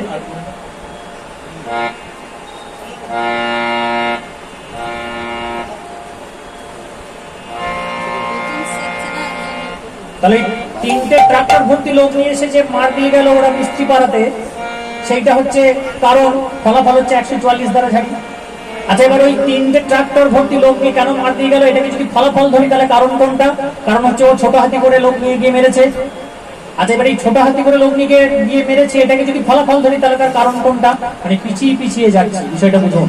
তাহলে যে কোনো ঘটনা পৃথিবীতে ঘটছে, সেটিকে যদি ফলাফল ধরা হয়, তার একটি কারণ আছে। সেই কারণটি আবার অন্য একটি কারণের ফলাফল, সেই কারণটি আবার অন্য একটি কারণের ফলাফল। এই করতে করতে পিছিয়ে যেতে যেতে একটি প্রশ্ন আসবে যে প্রথম অ্যাকশন কখন এবং কে ট্রিগার করেছিলেন? when was the first action triggered? যে প্রথম কারণটা কে সৃষ্টি করেছিল, যার ফলে আজকে বিশ্ব ব্রহ্মাণ্ড। আমি কি বোঝাতে পারলাম? আজকে যা কিছু ঘটনা ঘটছে সব হচ্ছে ফলাফল, তাদের প্রত্যেকের একটা কারণ আছে। আবার সেই কারণগুলিও একটা ফলাফল, তার একটা কারণ আছে। এই করতে করতে যদি পিছিয়ে পিছিয়ে যায়, তাহলে প্রথম কারণটা কে ছিল? সেটি হচ্ছেন ভগবান শ্রীকৃষ্ণ। এই জন্যই ব্রহ্মা কি বলছে, সর্বকারণ কারণম, সব কারণের কারণ হচ্ছেন উনি। কথাটা মানেটা বুঝতে হবে। কিন্তু কৃষ্ণ বলছেন, স্তব্ধ হও ব্রহ্মা, তুমি হচ্ছ সৃষ্টিকর্তা, তুমি নিজেই আমাকে চিনতে ভুল করে গেলে। তাহলে তুমি যাদেরকে সৃষ্টি করেছো তারা চিনবে কি করে আমাকে? তোমাকে তাদের শাস্তি পেতেই হবে। তুমি ভেবো না তুমি একটা 100 পাতার সংস্কৃত শ্লোক ছেড়ে দেবে আর আমি তোমার এই অপরাধটাকে ক্ষমা করে দেবো। কিছুই না, বিশাল কিছু তোমাকে শাস্তি দেবো না। তোমাকে এই নরকুলেই জন্মগ্রহণ করতে হবে, কারণ তুমি আমার নরলীলাকে সন্দেহ করেছো। তুমি ওখানে জন্মগ্রহণ করো, তুমি হরিনাম সংকীর্তন করবে, এবং তোমাকে আমি আশীর্বাদও করছি, তুমি নাম আচার্য হবে। তুমি সবাইকে পথ দেখাবে যে এত নামও জপা যায়। তখন ব্রহ্মা বলছেন কাঁদতে কাঁদতে, যে প্রভু আমার কোনো আপত্তি নেই, আপনি যা বলেছেন তাই হবে, আমি অন্যায় করেছি, তার শাস্তি আমি এটা মেনে নিতে রাজি আছি, কিন্তু আপনার চরণ ছাড়া আমাকে যেন রেখেন না। কৃষ্ণ বলছে, বাহ, দারুণ চালাক তুমি এমন বর চেয়ে নিলে যে তোমার পিছু পিছু আমাকে ওইবার যেতে হবে, চরণ ছাড়া করো না। তো ভগবান বলছেন, ঠিক আছে, কোনো ব্যাপার না, তুমি জন্মাবে, তার কিছু বছর পরেই আমি জন্মগ্রহণ করব, তোমাকে আমি আমার পার্ষদ বানাবো এবং তুমি নাম আচার্য রূপে প্রতিষ্ঠিত হবে, ওখানে গিয়ে আমি তোমাকে নিজে হাতে উদ্ধার করবো। ভগবান এই আশীর্বাদ দিলেন। তো এটাই আমাদের বলার, যে কত মুনি ঋষি সাধক ভগবানের হত্যা করতে পারে না, যাদের এক মাথা, আমাদের এক মাথা, তাও ত্রুটিপূর্ণ মাথা, বুদ্ধি কম, কলিযুগের প্রাণী আমরা, আয়ু কম, ধৈর্য কম, বুদ্ধি কম, সব কম, বেশিও আছে, চঞ্চলতা বেশি আছে, অনেক কিছু বেশিও আছে, কোলেস্টেরল বেশি আছে, সুগার বেশি আছে, কমও অনেক কিছু আছে। তো এই কলিযুগের মানুষ আমরা, আমাদের একটি করে মাথা, সেই মাথার কথা বলছে না, যারা সাধক, মুনি, ঋষি, তপস্বী, তাদের বলা হচ্ছে। এমনকি যাদের 4টি করেও মাথা, ব্রহ্মার কথা বলছে, তারা পর্যন্ত ইয়তা করতে পারছে না ভগবানের। চিনতে পারলো না তো ব্রহ্মা, অনেক কষ্ট করে চিনলো, শেষে অভিশাপ খেয়ে বসে থাকলো। তাহলে চিনবো কি করে আমরা চিনবো কি করে? ওনারা চিনতে পারছেন না, তাই গৌরাঙ্গকে আসতে হবে। তাই বলছেন যে এই ভগবানকে বুঝতে গেলে তোমাকে শাস্ত্র পড়তে হবে। কিন্তু আমাদের শাস্ত্র এত বিশাল যে একজন বিশাল মাপের পণ্ডিত যদি জন্ম থেকে মৃত্যু অবধি শুধু শাস্ত্রই পড়েন, তাও তুমি শেষ করতে পারবেন না। কারণ এমন পুরাণ আছে যেখানে 1 লক্ষ শ্লোক আছে, এমন শ্লোক আছে যার মানে বুঝতে 1 দিন লাগে, তাহলে আপনি কি করে শেষ করবেন? 18টি পুরাণ আছে, 6টি দর্শন আছে, 4টি বেদ আছে, বেদের উপবেদ আছে, বেদাঙ্গ আছে, বেদান্ত আছে, ন্যায় শাস্ত্র, ভুড়ি ভুড়ি শাস্ত্র। তাই ভগবান একটা জিনিস সহজ করে দিলেন আমাদের জন্য, কলিযুগের মানুষদের জন্য। সেটা কি? মুনি ঋষিরা বলছেন, মহাজনরা বলছেন, সর্ব উপনিষদ গাব দগ্ধা গোপাল নন্দন পার্থ বৎস সুধীর ভক্তা দুগ্ধং গীতামৃতং মহৎ। অর্থাৎ এই সমস্ত শাস্ত্র তুমি পড়তে পারবে না, সম্ভব নয়, কিছুতেই সম্ভব নয়। বড় বড় সাধক, বড় বড় পণ্ডিত শেষ করতে পারবে না, পড়ে শেষ করতে পারবে না। তাহলে কি হবে? এই সমস্ত শাস্ত্রকে, সমস্ত বেদ, পুরাণ, উপনিষদকে যদি আমি একটি গাভীর সম ধরি, সর্ব উপনিষদ গাব দগ্ধা গোপাল নন্দন, এই গাভীকে দুইছে কে? ভগবান শ্রীকৃষ্ণ। গাভীকে দহন করার ফলে কি উৎপন্ন হচ্ছে? অমৃত সমান দুগ্ধ, তার নাম হচ্ছে শ্রীমদ্ ভগবদ গীতা। সেটি কে, এই দুগ্ধটা কে পান করছে? পান করছে অর্জুন। পার্থ বৎস সুধীর ভক্তা, অর্থাৎ পার্থ এবং পার্থের মতন যারা জ্ঞানী গুণী শ্রদ্ধাবান ব্যক্তি, যারা ঈশ্বরের চরণে নিজেকে সমর্পণ করতে সক্ষম হয়েছে, তারা এই গীতা জ্ঞান লাভ করতে পারবে। বলছেন, আমি কাজটা সহজ করে দিলাম, আমি সমস্ত শাস্ত্রের সার আতি সার গীতা বানিয়ে দিলাম, তোমরা শুধু গীতাটুকু পারো, তাহলেই তোমরা উদ্ধার হয়ে যাবে। আমরা কি করেছি? আমরা গীতাটাকে আমরা গীতাটাকে লাল কাপড়ে মুড়ে ঠাকুর ঘরে রেখে ধরে রেখেছি, পড়ছি না, পড়লেও মানে বুঝতে পারছি না, মানে বুঝতে পারলেও প্রয়োগ করতে পারছি না। তাহলে কি হলো? তাহলে ব্যর্থ হয়ে গেল। এবার কেউ যদি বলে যে বেদ লেখা হয়েছে 1 লক্ষ বছর আগে, কিন্তু কৃষ্ণ এসেছে 5000 বছর আগে, তাহলে ভগবান কেন বলছেন যে সার আতি সার হচ্ছে গীতা, এবং গীতা উনিই বলছেন, এটা কেন বলছেন? কেউ যদি এরকম সন্দেহ প্রকাশ করে, তাকে বলবেন 4 নম্বর অধ্যায়ের প্রথম শ্লোকটা পড়তে এবং 15 নম্বর অধ্যায়ের 15 নম্বর শ্লোকটা পড়তে। 15 নম্বর অধ্যায়ের 15 নম্বর শ্লোকে ভগবান কি বলছেন? বলছেন, সর্বস্ব চাহম হৃদি সন্নিবিষ্ট মত্ত স্মৃতির জ্ঞানম অপহনম চ বেদাইশ্চ সর্বৈরাহম এব বেদ্যা বেদান্ত কৃদ বেদাবিদেব চ। অর্থাৎ প্রতিটি জীবের হৃদয়ে আমি অবস্থান করি এবং আমার থেকেই স্মৃতি, জ্ঞান এবং বিস্মৃতি তৈরি হয়। সবকিছু আমার থেকেই তৈরি হয় এবং সমস্ত বেদ আমিই বলেছি, সমস্ত বেদ ব্যাস রূপে আমি সংকলন করেছি এবং বেদকে পড়ার উদ্দেশ্য হলো আমাকে জানা। যদি আমাকে না জানেন বেদ পড়ে, তাহলে সেই বেদ পড়া বৃথা হয়ে যাবে। আবার 4 নম্বর অধ্যায়ের প্রথম শ্লোকে ভগবান বলছেন, ইমাম বিভাসতে যোগাম প্রত্যবান অহম অব্যয়াম বিবস্বান মানবে প্রভা মনুরিক্ষবে ব্রবী। অর্থাৎ এমন নয় যে 5000 বছর আগে আমি অর্জুনকে এই অব্যয়ী জ্ঞান যোগ বলেছি, আমি এটি বলেছি 450 কোটি বছর আগে, বহু কোটি বছর আগে ভগবান দেবতা সূর্যকে, সূর্যদেব বিবস্বানকে, সূর্যদেব তার পুত্র মনুকে বলেছেন, মানব জাতির জনক মনুকে বলেছেন, মনু তার পুত্র ইক্ষ্বাকুকে বলেছে। এইভাবে গুরু পরম্পরায় এই জ্ঞানটি চলে আসছিল। তারপর গুরু পরম্পরা লুপ্ত হয়ে যায়, তার ফলে আমাকে আবার এসে সেই জ্ঞান দিতে হচ্ছে। আপনারা যদি রামায়ণ করে থাকেন, দেখবেন বহুবার এই কথাটি উল্লেখ আছে, ইক্ষ্বাকু কুলজাত, ইক্ষ্বাকু কুলজাত। ভগবান শ্রী রামচন্দ্র ইক্ষ্বাকু কুলজাত, অর্থাৎ ভগবান শ্রী রামচন্দ্রের পূর্বপুরুষ ছিলেন ইক্ষ্বাকু। সেই ইক্ষ্বাকু হচ্ছেন মানব জাতির জনক মনুর পুত্র। তাহলে ভগবান বললেন কাকে? সৃষ্টির শুরুতে সূর্যদেব বিবস্বানকে বললেন, বিবস্বান বললেন কাকে? মানব জাতির জনক মনুকে, মনু বললেন তার পুত্র ইক্ষ্বাকুকে, ইক্ষ্বাকু তারপর বংশ পরম্পরায় রাজা পৃথু, রাজা দশরথ, রাজা ভগীরথ, এইভাবে করতে করতে রামচন্দ্র, লবকুশ, আস্তে আস্তে একটা সময় হারিয়ে গেল। তখন ভগবানকে আবার এসে সেই গীতা জ্ঞান দিতে হলো। সমস্যা হলো কি, আমরা সেইটুকু আমাদের ধৈর্য নেই যে গীতার 700টা শ্লোক করে শেষ করবো। তেমন সদ্গুণ নেই যে আমাদেরকে পুরোটা ওইটা পড়িয়ে দেবেন এবং বলবেন ভগবানের চরণে নিজেকে সমর্পণ করো। 18 নম্বর অধ্যায়ের 66 নম্বর শ্লোকটা পড়াবেই না কোনো গুরুদেব, যে ভগবান বলছেন সব ছেড়ে দিয়ে আমার চরণে সমর্পণ করো, আমি তোমাকে সমস্ত পাপ থেকে উদ্ধার করে দেবো। কেউ কিন্তু সেটি করছে না। তাহলে উপায় কি? ভগবান জানেন এই ঘটনা ঘটবে, তাই তিনি তখনই ভবিষ্যৎবাণী করছেন, আমি একজনকে পাঠাবো যে কাজটা আরো সহজ করে দেবে, যে অত গীতাও পড়তে হবে না, শুধু হরিনাম জপ করো। তাহলে কি হলো? বড় বড় মুনি ঋষি বুঝতে পারছে না, ব্রহ্মা বুঝতে পারছে না, তাহলে আমাদেরকে বাঁচাবে কে? বাঁচাবে গৌরাঙ্গ মহাপ্রভু।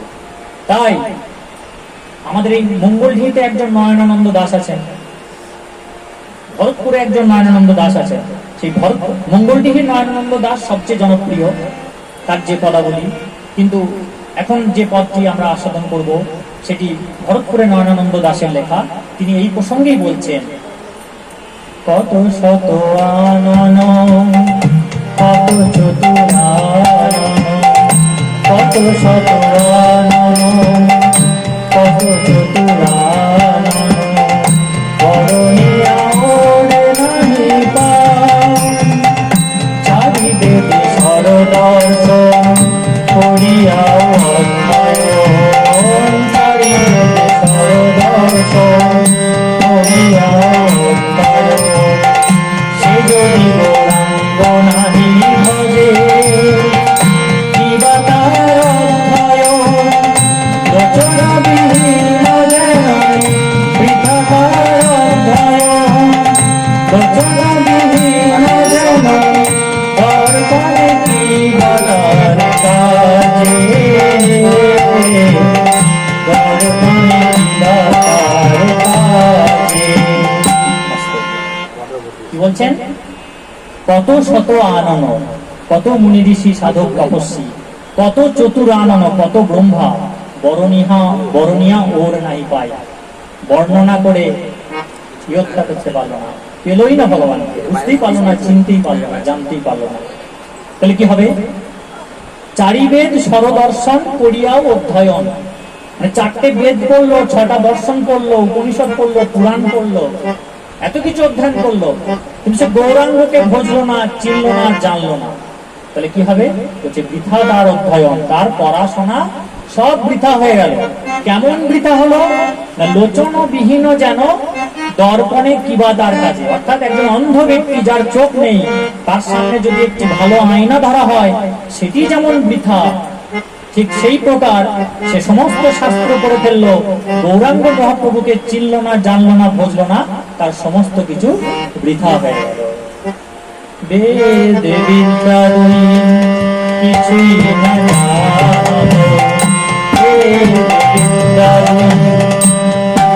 না জানো সে যদি গৌরাঙ্গ জানে নয়নানন্দে ভরে সেই তো সকল জানে নয়নানন্দে ভরে সেই তো সকল জানে সর্বসিদ্ধি করো বলে সর্বসিদ্ধি করো বলে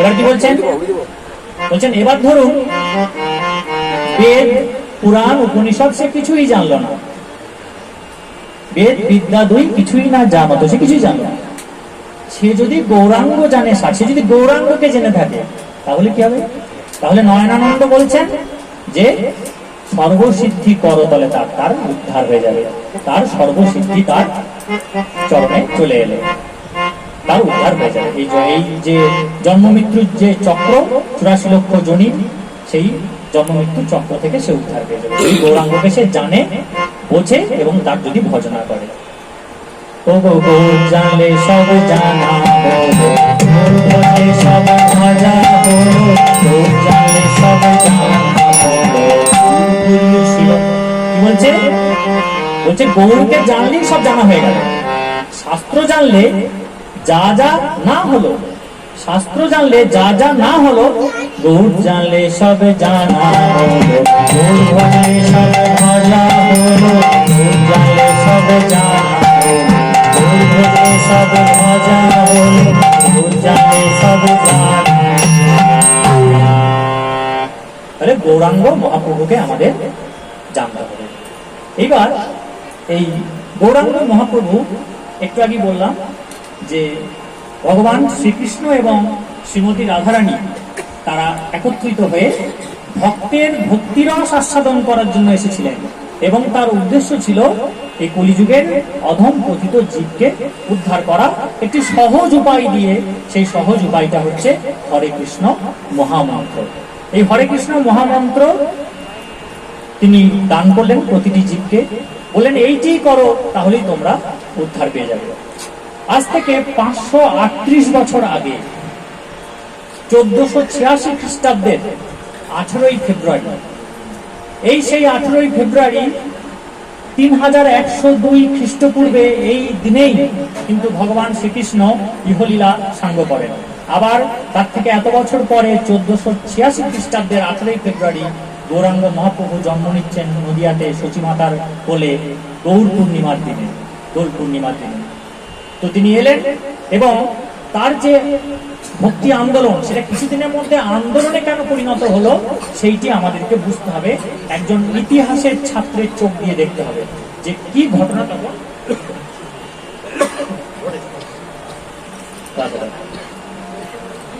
যতজন এখানে এসেছেন উপস্থিত হয়েছেন আমি নিশ্চিত এখানে হরেক ধরনের একাধিক জাতি বা বর্ণ এখানে রয়েছে কিন্তু আজ থেকে যদি এই 538 বছর আগে পিছিয়ে যায় তখনকার যে বাংলা তখন কিন্তু এরকম ছিল না যে একসঙ্গে বসে সবাই হরিকথা শুনবে এই সুযোগ কিন্তু ছিল না সমাজে তখন এরকম ব্রাহ্মণ ক্ষত্রিয় শূদ্র বৈশ্য শদ্র এত রকম তো ছিলই না ছিল দুই প্রকার জাতি দুই প্রকার বর্ণ এক হচ্ছে ব্রাহ্মণ আর চণ্ডাল সমাজ একদম আড়াআড়ি ভাবে বিভক্ত এবং উভয় শ্রেণী একদম অধম পতিত প্রত্যেকেই মদ মাংস এবং ব্যভিচারে লিপ্ত তাহলে এই সমাজকে উদ্ধার করতে হবে মহাপ্রভু এসে কি করলেন এদের সবাইকে বুকে জড়িয়ে ধরলেন ভালোবাসা দিয়ে সবাইকে মন জয় করলেন ব্রাহ্মণকে ক্ষত্রিয়কে শূদ্রকে যে যার বর্ণ ছিল তো বললাম দুটো কিন্তু ভিতরে ভিতরে যেগুলো ছিল লুপ্ত হয়ে গিয়েছিল সেই সবাইকে জড়িয়ে ধরে উনি কৃষ্ণ প্রেম দিলেন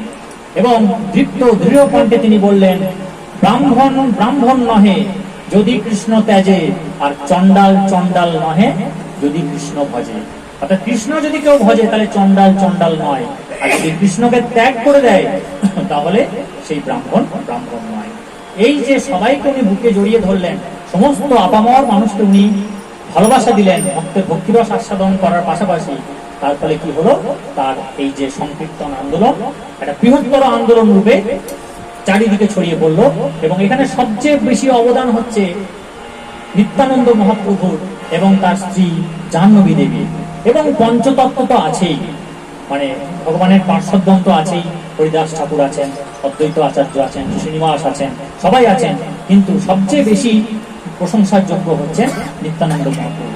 এই প্রসঙ্গে একটা কথা বলে রাখি, এই যে নিত্যানন্দ মহাপ্রভুর নাম আপনারা শুনছেন, একটু আগে গুরুদেবের প্রসঙ্গ এনেছিলাম। আপনারা কোন গুরুদেবের কাছে দীক্ষা নিন বা না নিন, আপনারা গুরুদেব মানুন বা না মানুন, আপনাদের গুরুদেব থাকুক বা না থাকুক, জানুন বা না জানুন, আপনাদের প্রত্যেকের, আমাদের প্রত্যেকের কিন্তু বাই ডিফল্ট, মানে ভিতরে ভিতরে শাস্ত্রের দিক দিয়ে, রক্তের দিক দিয়ে, সনাতন যে সংস্কৃতি সেই দিক দিয়ে কার্ডিনাল গুরু হচ্ছেন নিত্যানন্দ মহাপ্রভু। আপনি মানেন আর না মানেন, আপনি জানুন বা না জানুন, আপনি না মানাতে কিছু এসে যাবে না, কিন্তু ভগবান নিত্যানন্দ মহাপ্রভুই হচ্ছেন আমাদের সবার গুরু। তার কৃপা লাভ না করলে আপনি গৌরাঙ্গ মহাপ্রভুর কৃপা পাবেন না। আর বলেছিলাম প্রথমেই যে গৌরাঙ্গ মহাপ্রভু হচ্ছেন সেই জানলা, যে জানলা দিয়ে আকাশটা দেখা যায়। তাই জানলাটিকে ভালো করে যদি না জানা যায়, তাহলে সেই শ্রীকৃষ্ণ এবং রাধারানীর যে আকাশ, সেই আকাশে আপনি মিলিত হতে পারবেন না। এই নিত্যানন্দ মহাপ্রভু হচ্ছেন সেবক ভগবান, দুজনে আলাদা নয়। আমি তো প্রথমেই বলেছিলাম যে বিস্তার হচ্ছে, ভগবানের ডান দিক থেকে এলো বলরাম, বলরাম থেকে 4টি বিস্তার হলো, অর্থাৎ রাম, লক্ষ্মণ, ভরত, শত্রুঘ্ন, এরা 4 জন আলাদা নয়, 4 জনে একই, শুধু লীলাগুলি আলাদা করছেন। এবং ইনি হচ্ছেন, মানে ভগবান রামচন্দ্র হচ্ছেন সেব্য, মানে উনি সেবা পাবেন, আর বাকি 3 জন হচ্ছেন সেবক। একইভাবে নিত্যানন্দ মহাপ্রভু ইনি হচ্ছেন সেবক, ইনি সেবা করবেন, আর ভগবান শ্রীকৃষ্ণ চৈতন্য মহাপ্রভু হচ্ছেন সেব্য ভগবান, দুজনেই ভগবান। নিত্যানন্দের কৃপা আমাদেরকে পেতে হবে। আমার যেখানে বাড়ি বোলপুর, সেখান থেকে কিছুটা দূরেই একটি গ্রাম আছে কাকুটিয়া। সেই কাকুটিয়াতে লোচন দাসের শ্বশুর বাড়ি, আর ওখান থেকে কিছুটা গেলেই নতুন হাটের কাছে কোক গ্রামে ওনার নিজের বাড়ি। সেই লোচন দাস, যে 3টি আমাদের শাস্ত্র রয়েছে চৈতন্য সম্পর্কিত, একটি হচ্ছে চৈতন্য চরিতামৃত, যেটা কৃষ্ণদাস কবিরাজ লিখেছেন, একটি বৃন্দাবন দাস ঠাকুর লিখেছেন, আর লোচন দাস ঠাকুর একটি লিখেছেন। তো সেই লোচন দাস ঠাকুর এই নিত্যানন্দকে নিয়ে একটি সুন্দর পদ রচনা করেছেন, এইটি একটু শুনুন। কি বলছেন? অক্রোধ পরমানন্দ নিত্যানন্দ রায়, অভিমান শূন্য নিতাই নগরে বেড়ায়। অর্থাৎ তার ক্রোধ নেই, তার রাগ নেই, সে রাজার ছেলে। পরমানন্দ, পরম আনন্দের মধ্যে তিনি রয়েছেন নিত্যানন্দ রায়। অভিমান শূন্য নিতাই, এই অভিমানের জন্য আমরা কি করি, অনেক বড় অনেক ভালো ভালো সম্পর্ক আমরা শেষ করে দিই, অভিমান ত্যাগ করতে পারি না। কিন্তু তিনি অভিমান শূন্য হয়ে নগরে নগরে বেড়াচ্ছেন। কি করছেন? অধম পতিত জীবের দ্বারে দ্বারে গিয়া, হরিনাম মহামন্ত্র দেন বিলাইয়া। অর্থাৎ প্রতিটি দ্বারে দ্বারে গিয়ে টোকা মারছেন, অধম পতিত জীবকে কি বলছেন? বলছেন হরিনাম মহামন্ত্র জপ করো, তোমরা উদ্ধার পেয়ে যাবে। এত বলি নিত্যানন্দ ঘুমে গড়ি যায়, সোনার পর্বত যেন মাটিতে বোঝায়। এই বলছেন নিত্যানন্দ যে তোমরা সবাই হরিনাম মহামন্ত্র জপ করো, আর কি করছেন? তিনি মাটিতে গড়াগড়ি দিচ্ছেন। লোচন বলছে সোনার পর্বত, তার দেখনদার, তার যিনি রাজার ছেলে, রাজপুত্র, দারুণ দেখতে, ভগবান স্বয়ং, তিনি যখন ধুলাতে গড়াগড়ি খাচ্ছেন, লোচন বলছে সোনার পর্বত যেন মাটিতে লুটাচ্ছে। তারপর কি বলছেন? হেন অবতারে যার রতি না জন্মিল, লোচন বলে সেই পাপী এলো আর গেল। বলছে এইরকম একটা অবতার আমরা হাতের কাছে পেয়েছি। কোথায় বাড়ি ওনার? বীরচন্দ্রপুর, বীরভূমে হাতের কাছে পেয়েছি এরকম একটা অবতারকে। এরকম একটা অবতারকে হাতের কাছে পেয়েও যার তাতে রতি না জন্মিল, মানে অর্থাৎ ভক্তি না জন্মিল, সেই পাপী, সেই পাপীর উদ্ধার হবে না, সেই পাপী এলো আর গেল, মানে তার জন্ম মৃত্যু চক্র চলতেই থাকে। সে কখনো কীট, কখনো পশু, কখনো পতঙ্গ, কখনো পাখি, কখনো মানুষ, এইভাবে তার জন্ম চলতেই থাকবে, সে মুক্তি পাবে না। তাই আমরা যে গুরুর চরণে নিজেদেরকে সমর্পণ করব, তার উদ্দেশ্য কিন্তু হবে ভগবানকে জানা, ভগবানের প্রতি আমরা সাধন ভজনটাই করব। এবং গুরুদেবের যে সংজ্ঞা সেটা আমরা পরিষ্কার করে নিয়েছি, সেটা হচ্ছে তিনি নিজে কৃষ্ণ সাধন ভজন করবেন এবং আমাদেরকে সেই পথই দেখাবেন। গুরুদেব যেন তার নিজের সাধন ভজন না শেখান, নিজের বাণী যেন না শেখান, ভগবান বাণী লিখে দিয়ে গেছেন। এবং ওই কঠিন কঠিন শ্লোক যদি আমরা নাও পারি, তাও সুন্দর একটি জিনিস করে দিয়ে গেছেন ভগবান, সেটা হচ্ছে যে হরে কৃষ্ণ মহামন্ত্র, এটা আমরা জপ করব। যে আন্দোলনের কথা বলছিলাম, যেটি বৃহৎ আকার ধারণ করলো নিত্যানন্দ মহাপ্রভুর অবদানে, তার অক্লান্ত পরিশ্রমে তিনি একদম পশ্চিমবঙ্গ সহ বিহার, বাংলা তখন তো অবিভক্ত, সব জায়গায় তিনি ছুটে বেরিয়েছেন। এবং তখন একজন খুব নামকরা উচ্চ মার্গের ভক্ত জন্মগ্রহণ করলেন। তখন নিমাই মহাপ্রভু চলে গেছেন, তিনি জন্মগ্রহণ করলেন, তার নাম হচ্ছে নরোত্তম দাস ঠাকুর। তিনিও রাজার ছেলে, কৃষ্ণচন্দ্র দত্তের ছেলে। কিন্তু তার মা তাকে ছোটবেলায় কি শেখাচ্ছে? আমরা কি শেখাই? কয়ে কাকাতুয়ার মাথায় ঝুঁটি, কয়ে খ্যাকশিয়ালি পালাই ছুটি, নাকি এরকম করে কিছু শেখায় না? কিন্তু ওই নরোত্তম দাস ঠাকুরের মা তাকে কোলে বসিয়ে কি শেখাচ্ছে শুনুন।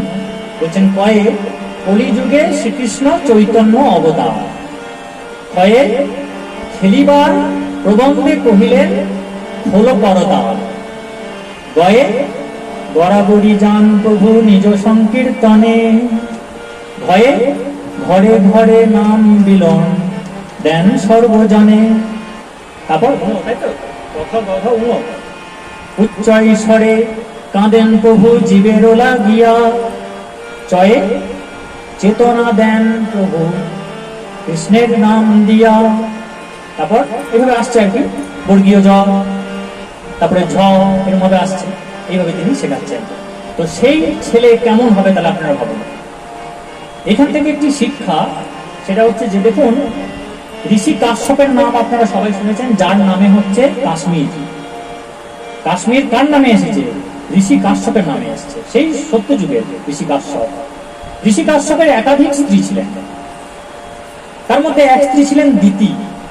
তার পুত্র কিন্তু দৈত্য, হিরণ্যক্ষ এবং হিরণ্যকশিপু। ভগবান বরাহ রূপে একজনকে বধ করেন, আর নৃসিংহ অবতারে হিরণ্যকশিপুকে বধ করেন। আবার সেই ঋষি কাশ্যপেরই আরেকজন স্ত্রী অদিতি, তার পুত্র কিন্তু পুত্র কন্যা সব হচ্ছে দেবতা এবং দেবী। তাহলে বাবা একই, মা পাল্টে গেল, সন্তান পাল্টে গেল। তাই সন্তানদের মানুষ করার ক্ষেত্রে মায়েদের অবদান কিন্তু সর্বাধিক। মাদের কিন্তু এটা চেতনায় রাখতে হবে। মারা যতই কাজের মধ্যে থাকুক না কেন, স্বামীরা হয়তো একটু কাজ করি বলবে আমরা খুব ব্যস্ত, আড্ডা মারতে চলে যাবে, এদিক সেদিক করবে, কিন্তু মাদের কিন্তু প্রচুর পরিশ্রম করতে হবে। তাদেরকে বাইরে হয়তো কাজও করতে হবে জীবিকা অর্জনের জন্য, তাদেরকে সংসারও দেখভাল করতে হবে, রান্নাঘরও সামলাতে হবে, পাশাপাশি সন্তানের খেয়াল কিন্তু মাকে রাখতে হবে। কারণ সন্তানের খেয়াল যদি মা না রাখে তাহলে কি হবে বুঝতে পারলেন তো? তাহলে দিদির পুত্র দৈত্য হয়ে যাবে, অদিতির পুত্র দেবতা হয়ে যাবে।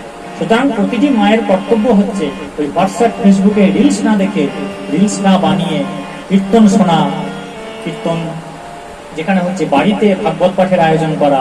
এই যে আজকে এই পরিবারে আপনি দেখুন, এনারা স্বামী স্ত্রী দুজনেই চাকরি করেন, এত ব্যস্ততা সত্ত্বেও তারা কিন্তু বাৎসরিক আয়োজন করছেন। বাৎসরিক মানে যে যখন মারা গিয়েছেন তখন তো একটা শ্রাদ্ধ কর্ম তো হয়েছে, তারপরে 1 বছর পরে আবার একটা অনুষ্ঠান তারা আয়োজন করছেন। এবং তারা এই ব্যাপারটা তো মাথায় রেখেছেন যে একটি ভাগবত পাঠের আয়োজন করার প্রয়োজন আছে, কারণ এই সংস্কারই আমি আমার পুত্র কন্যাকে দিয়ে যাব, তবেই তো সে সমাজকে পথ দেখাবে। আজকে আমি যদি আমার বাবা মাকে ভালো রাখি, সেইটা দেখেই তো আমার সন্তান আমাকে ভালো রাখবে। আমি আমার বাবা মাকে খেতে দিলাম না আর আশা করবো যে আমি বৃদ্ধাশ্রম যাব না, এটা হবে না। আমার ছেলে মেয়েও কিন্তু সেই জিনিস দেখেই আমাকে বৃদ্ধাশ্রম পাঠিয়ে দেবে, কিচ্ছু করার নেই। যেমন আপনি করবেন, যেমন আপনি দেখাবেন, আপনার পুত্র কন্যা তেমনই করবে। আপনি আপনার বাবা মাকে সেবা করুন, দেখবেন আপনার পুত্র কন্যা আপনাকে স্বাভাবিক নিয়মে, প্রকৃতির স্বাভাবিক নিয়মে সেবা করছে। এটাতে আলাদা করে কিছু করার দরকার নেই। তাহলে যেখানে ছিলাম আমরা, যে গুরুদেব আপনার কেমন হওয়া উচিত, যে কৃষ্ণের নাম করবে, কৃষ্ণের ভজন করবে, শিষ্যকে কৃষ্ণের পথ দেখাবে। নরোত্তম দাস ঠাকুর কিন্তু গৌরাঙ্গ মহাপ্রভুকে পেলেন না, কিন্তু নিমাই মহাপ্রভু জানতেন যে আমার নরু আসবে। তিনি কিন্তু বলে দিলেন, যমুনাতে নেমে একদিন হঠাৎ করে পাগল হয়ে গেলেন নিমাই মহাপ্রভু, বলছেন আমার নরু নরু নরু। তো তো তিনি তার আশেপাশে যা পার্শ্বদ ছিলেন তারা বলছেন কি ব্যাপার, এখানে তো নুরু নামে কেউ নেই। বলছে না তো, নুরু আসবে, নুরু আসবে। যমুনা তুমি আমার প্রেম ধরে রেখে দাও, নুরু যখন আসবে স্নান করতে তখন তুমি এই প্রেম তুমি তাকে দেবে। তো পরে নুরুর ঠিক জন্ম হয় নরোত্তম দাস ঠাকুর। নরোত্তম দাস ঠাকুর রাজপাট সমস্ত কিছু ত্যাগ করে দিয়ে যমুনাতে এসে স্নান করলেন, তিনি কৃষ্ণপ্রেম লাভ করলেন এবং ছুটলেন বৃন্দাবনের দিকে। বৃন্দাবনে গিয়ে সর গোস্বামীর কাছে গেলেন। সেই সর গোস্বামীকে নিমাই মহাপ্রভু দায়িত্ব দিয়েছিলেন যে বৃন্দাবনের লীলা ক্ষেত্রগুলিকে উদ্ধার করা। এখন আপনি বৃন্দাবনে গিয়ে যা যা দেখতে পাচ্ছেন, এখন তো হাজারখানেক মন্দির হয়ে গেছে, কিন্তু তখন শুধু 3টি মন্দির ছিল, কোনো লীলা ক্ষেত্র অবশিষ্ট ছিল না। সব বিদেশি আক্রমণে, বর্বরদের আক্রমণে সব ধ্বংস হয়ে গিয়েছিল। এই চৈতন্য মহাপ্রভু কি করলেন, সর গোস্বামী অর্থাৎ রূপ গোস্বামীকে নিয়ে গেলেন, সনাতন গোস্বামীকে নিয়ে গেলেন। এদের দুজনের ভাইপো সাংঘাতিক মানের পণ্ডিত জীব গোস্বামী, তাকে নিলেন এবং আরো 3জন আছেন, গোপাল ভট্ট গোস্বামী, রঘুনাথ ভট্ট গোস্বামী, রঘুনাথ দাস গোস্বামী। এই 6 গোসাইকে, 6 সর গোস্বামীকে সর গোস্বামী বা সর গোসাই বলা হয়, 6 গোসাই বলা হয়।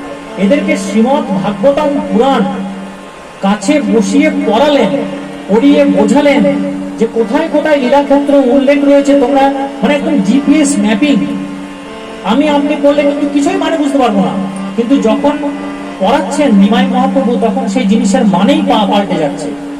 তখনকার দিনের নদিয়াকে, নবদ্বীপকে বলা হতো অক্সফোর্ড অফ বেঙ্গল, আর সেই অক্সফোর্ডের সবচেয়ে উৎকৃষ্টতম প্রফেসর ছিলেন শ্রীকৃষ্ণ চৈতন্য মহাপ্রভু। কিন্তু তিনি নিজের কথা ভাবেননি, আজকে আমি কি চাকরি ছেড়ে পথে নামবো না, কারণ আমরা সেই স্তরের ভক্ত নই। কিন্তু তিনি কিন্তু সেই স্তরের চাকরি ছেড়ে পথে নামলেন ভক্তদের উদ্ধার করার জন্য। তাই তো তিনি মহাপ্রভু, তাই তো তিনি ভগবান।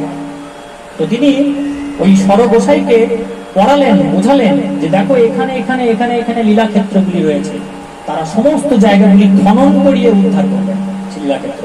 তাই আজকে যখন বৃন্দাবনে আপনারা যাবেন, ভবিষ্যতে লীলাক্ষেত্রগুলিকে যখন দর্শন করবেন, এই সর গোসাইয়ের কথা কিন্তু ভুলবেন না, নিতাই মহাপ্রভুর কথা ভুলবেন না, নিমাই মহাপ্রভুর কথা ভুলবেন না।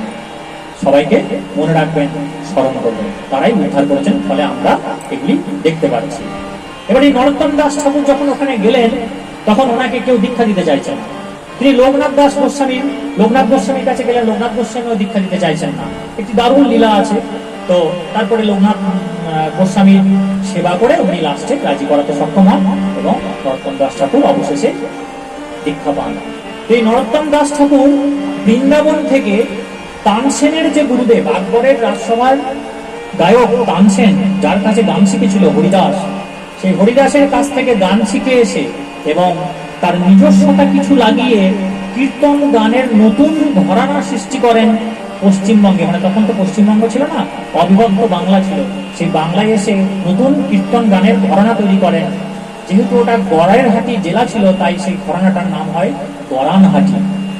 সেইখান থেকে একটুখানি সহজ করেন আমাদের কান্দ্রাতে জ্ঞানদাসের যে পাঠ আছে, পাঠ বাড়ি আছে, তিনি একটুখানি সহজ করে দেন বিষয়টাকে, না হলে ওগুলি ছিল বিলম্বিত লয়। এবং আজকে আপনারা যে কীর্তন শুনছেন, এখন অবশ্য কীর্তনটা এন্টারটেনমেন্টের ইয়ে হয়ে গেছে, নাচ গান চলছে, চটুল গান চলছে, সেগুলি বাদ দিলাম। সুমন ভট্টাচার্য যে কীর্তনগুলি করেন, দিব্যেন্দু মন্ডল যে কীর্তনগুলি করেন, দিব্যেন্দু মন্ডল একদম অথেন্টিক কীর্তনটা করেন, যেটা একদম ফরম্যাটে আছে, নিয়মে আছে। নরোত্তম দাস ঠাকুর যে লাইনে শিখিয়ে দিয়ে গেছেন যে এইভাবে করা উচিত, সেইভাবে করেন।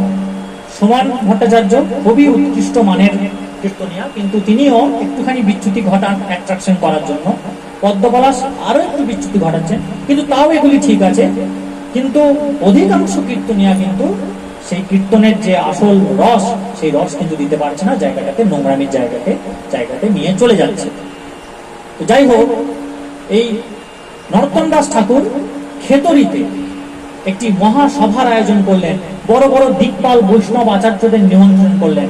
সেখানে উনি ওনার ওই ঘরানাটিকে প্রস্তুত করলেন। তিনিই প্রথম এরকম এই দোহার কি, সঙ্গে যে ডাইনে খোল বায়ে খোল, কীর্তন কিভাবে হবে, তার রস প্রকরণ, নায়িকা প্রকরণ, সেই ব্যবস্থাগুলিকে সব তিনি লিখিত পড়িত করলেন এবং সেখান থেকেই চালু হলো।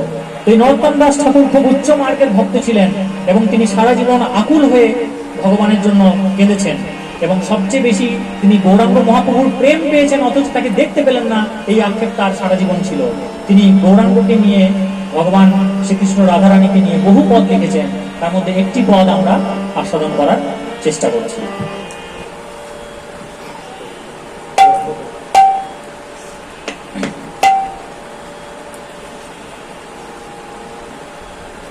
হরে কৃষ্ণ, জয় নিতাই, জয় গৌর, রাধে রাধে।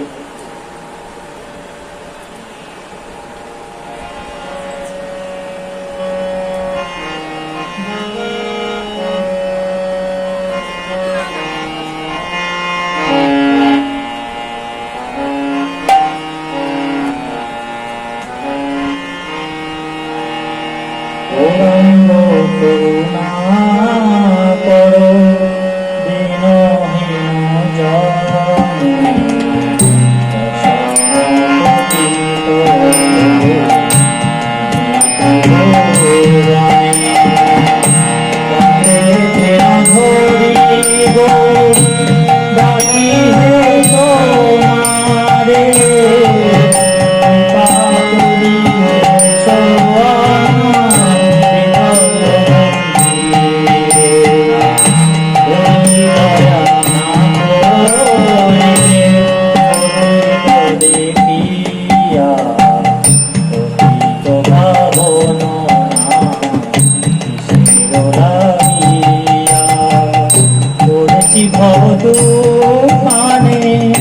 নাহি করিস্তান, চরণ তরণী দানে দাসে করবার। শ্রীকৃষ্ণ চৈতন্য প্রভু দাসের অনুদান, প্রার্থনা করো এ সদা নরোত্তম দাস। শ্রীকৃষ্ণ চৈতন্য প্রভু দাসের অনুদান, প্রার্থনা করো এ সদা নরোত্তম দাস। গৌরাঙ্গ করুণা করো দীনহীন জনে, সমপতিত প্রভু নাহি ত্রিভুবনে।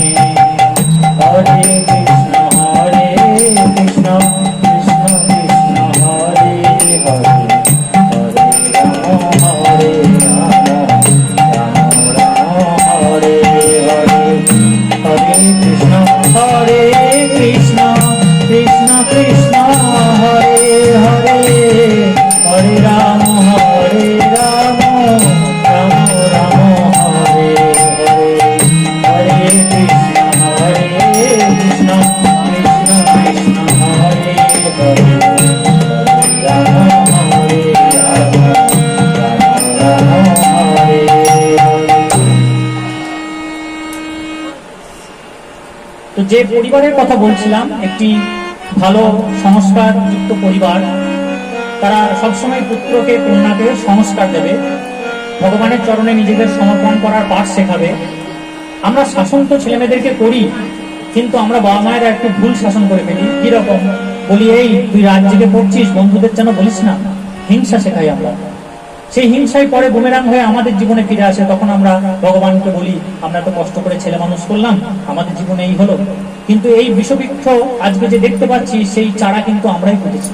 এটা আমাদেরকে বুঝতে হবে। আমাদেরকে প্রেম শেখানো দরকার ছিল আমার পুত্র কন্যাকে, সে জায়গায় আমি তার মনের মধ্যে বিষ ভরে দিয়েছি। তাই কঠোর হব, কিন্তু কঠোর বৈষ্ণব আচার্যরা যেভাবে বলছে আমরা সেইভাবে কঠোর হব। কিরকম বলছেন?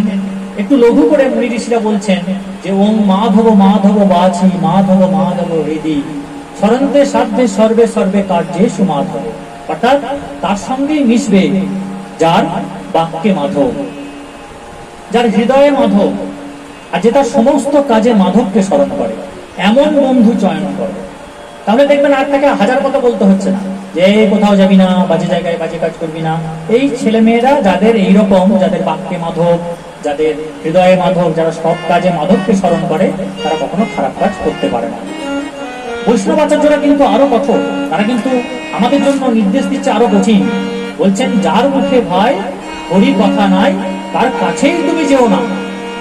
আর যার মুখ হেরি ভুলে যাবে হরি, মানে যার মুখ থেকে তুমি হরি ভুলে যাবে, তা সে প্রেমিকাই হোক, প্রেমিকই হোক, ধন সম্পত্তি হোক, বাড়ি হোক, অন্য কিছু, সেই মুখ পানেই চেয়েও না। এইটা আমরা, এই পথটি আমরা আস্বাদন করবো।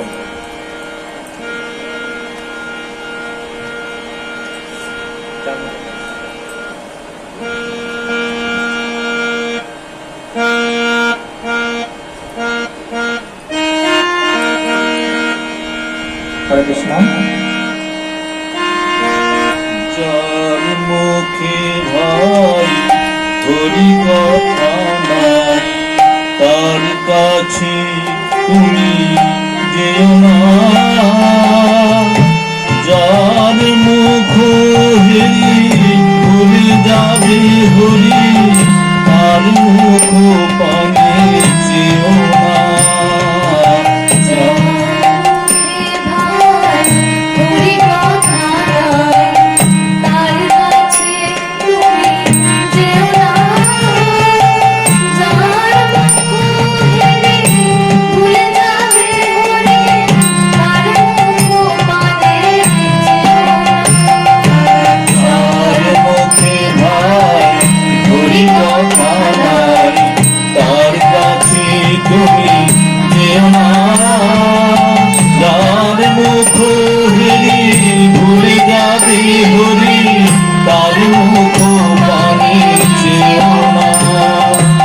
কদিন রহিবে ভব মাঝে আর, অবিলম্বে করো যাহা করিবার।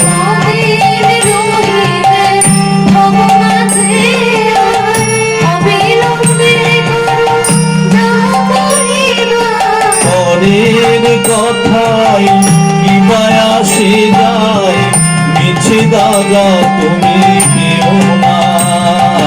যার মুখে ভাই হরি কথা নাই, তার কাছে তুমি যেও না। তার মুখ হেরি ভুলে যাবে হরি, তার মুখ পানে যেও না।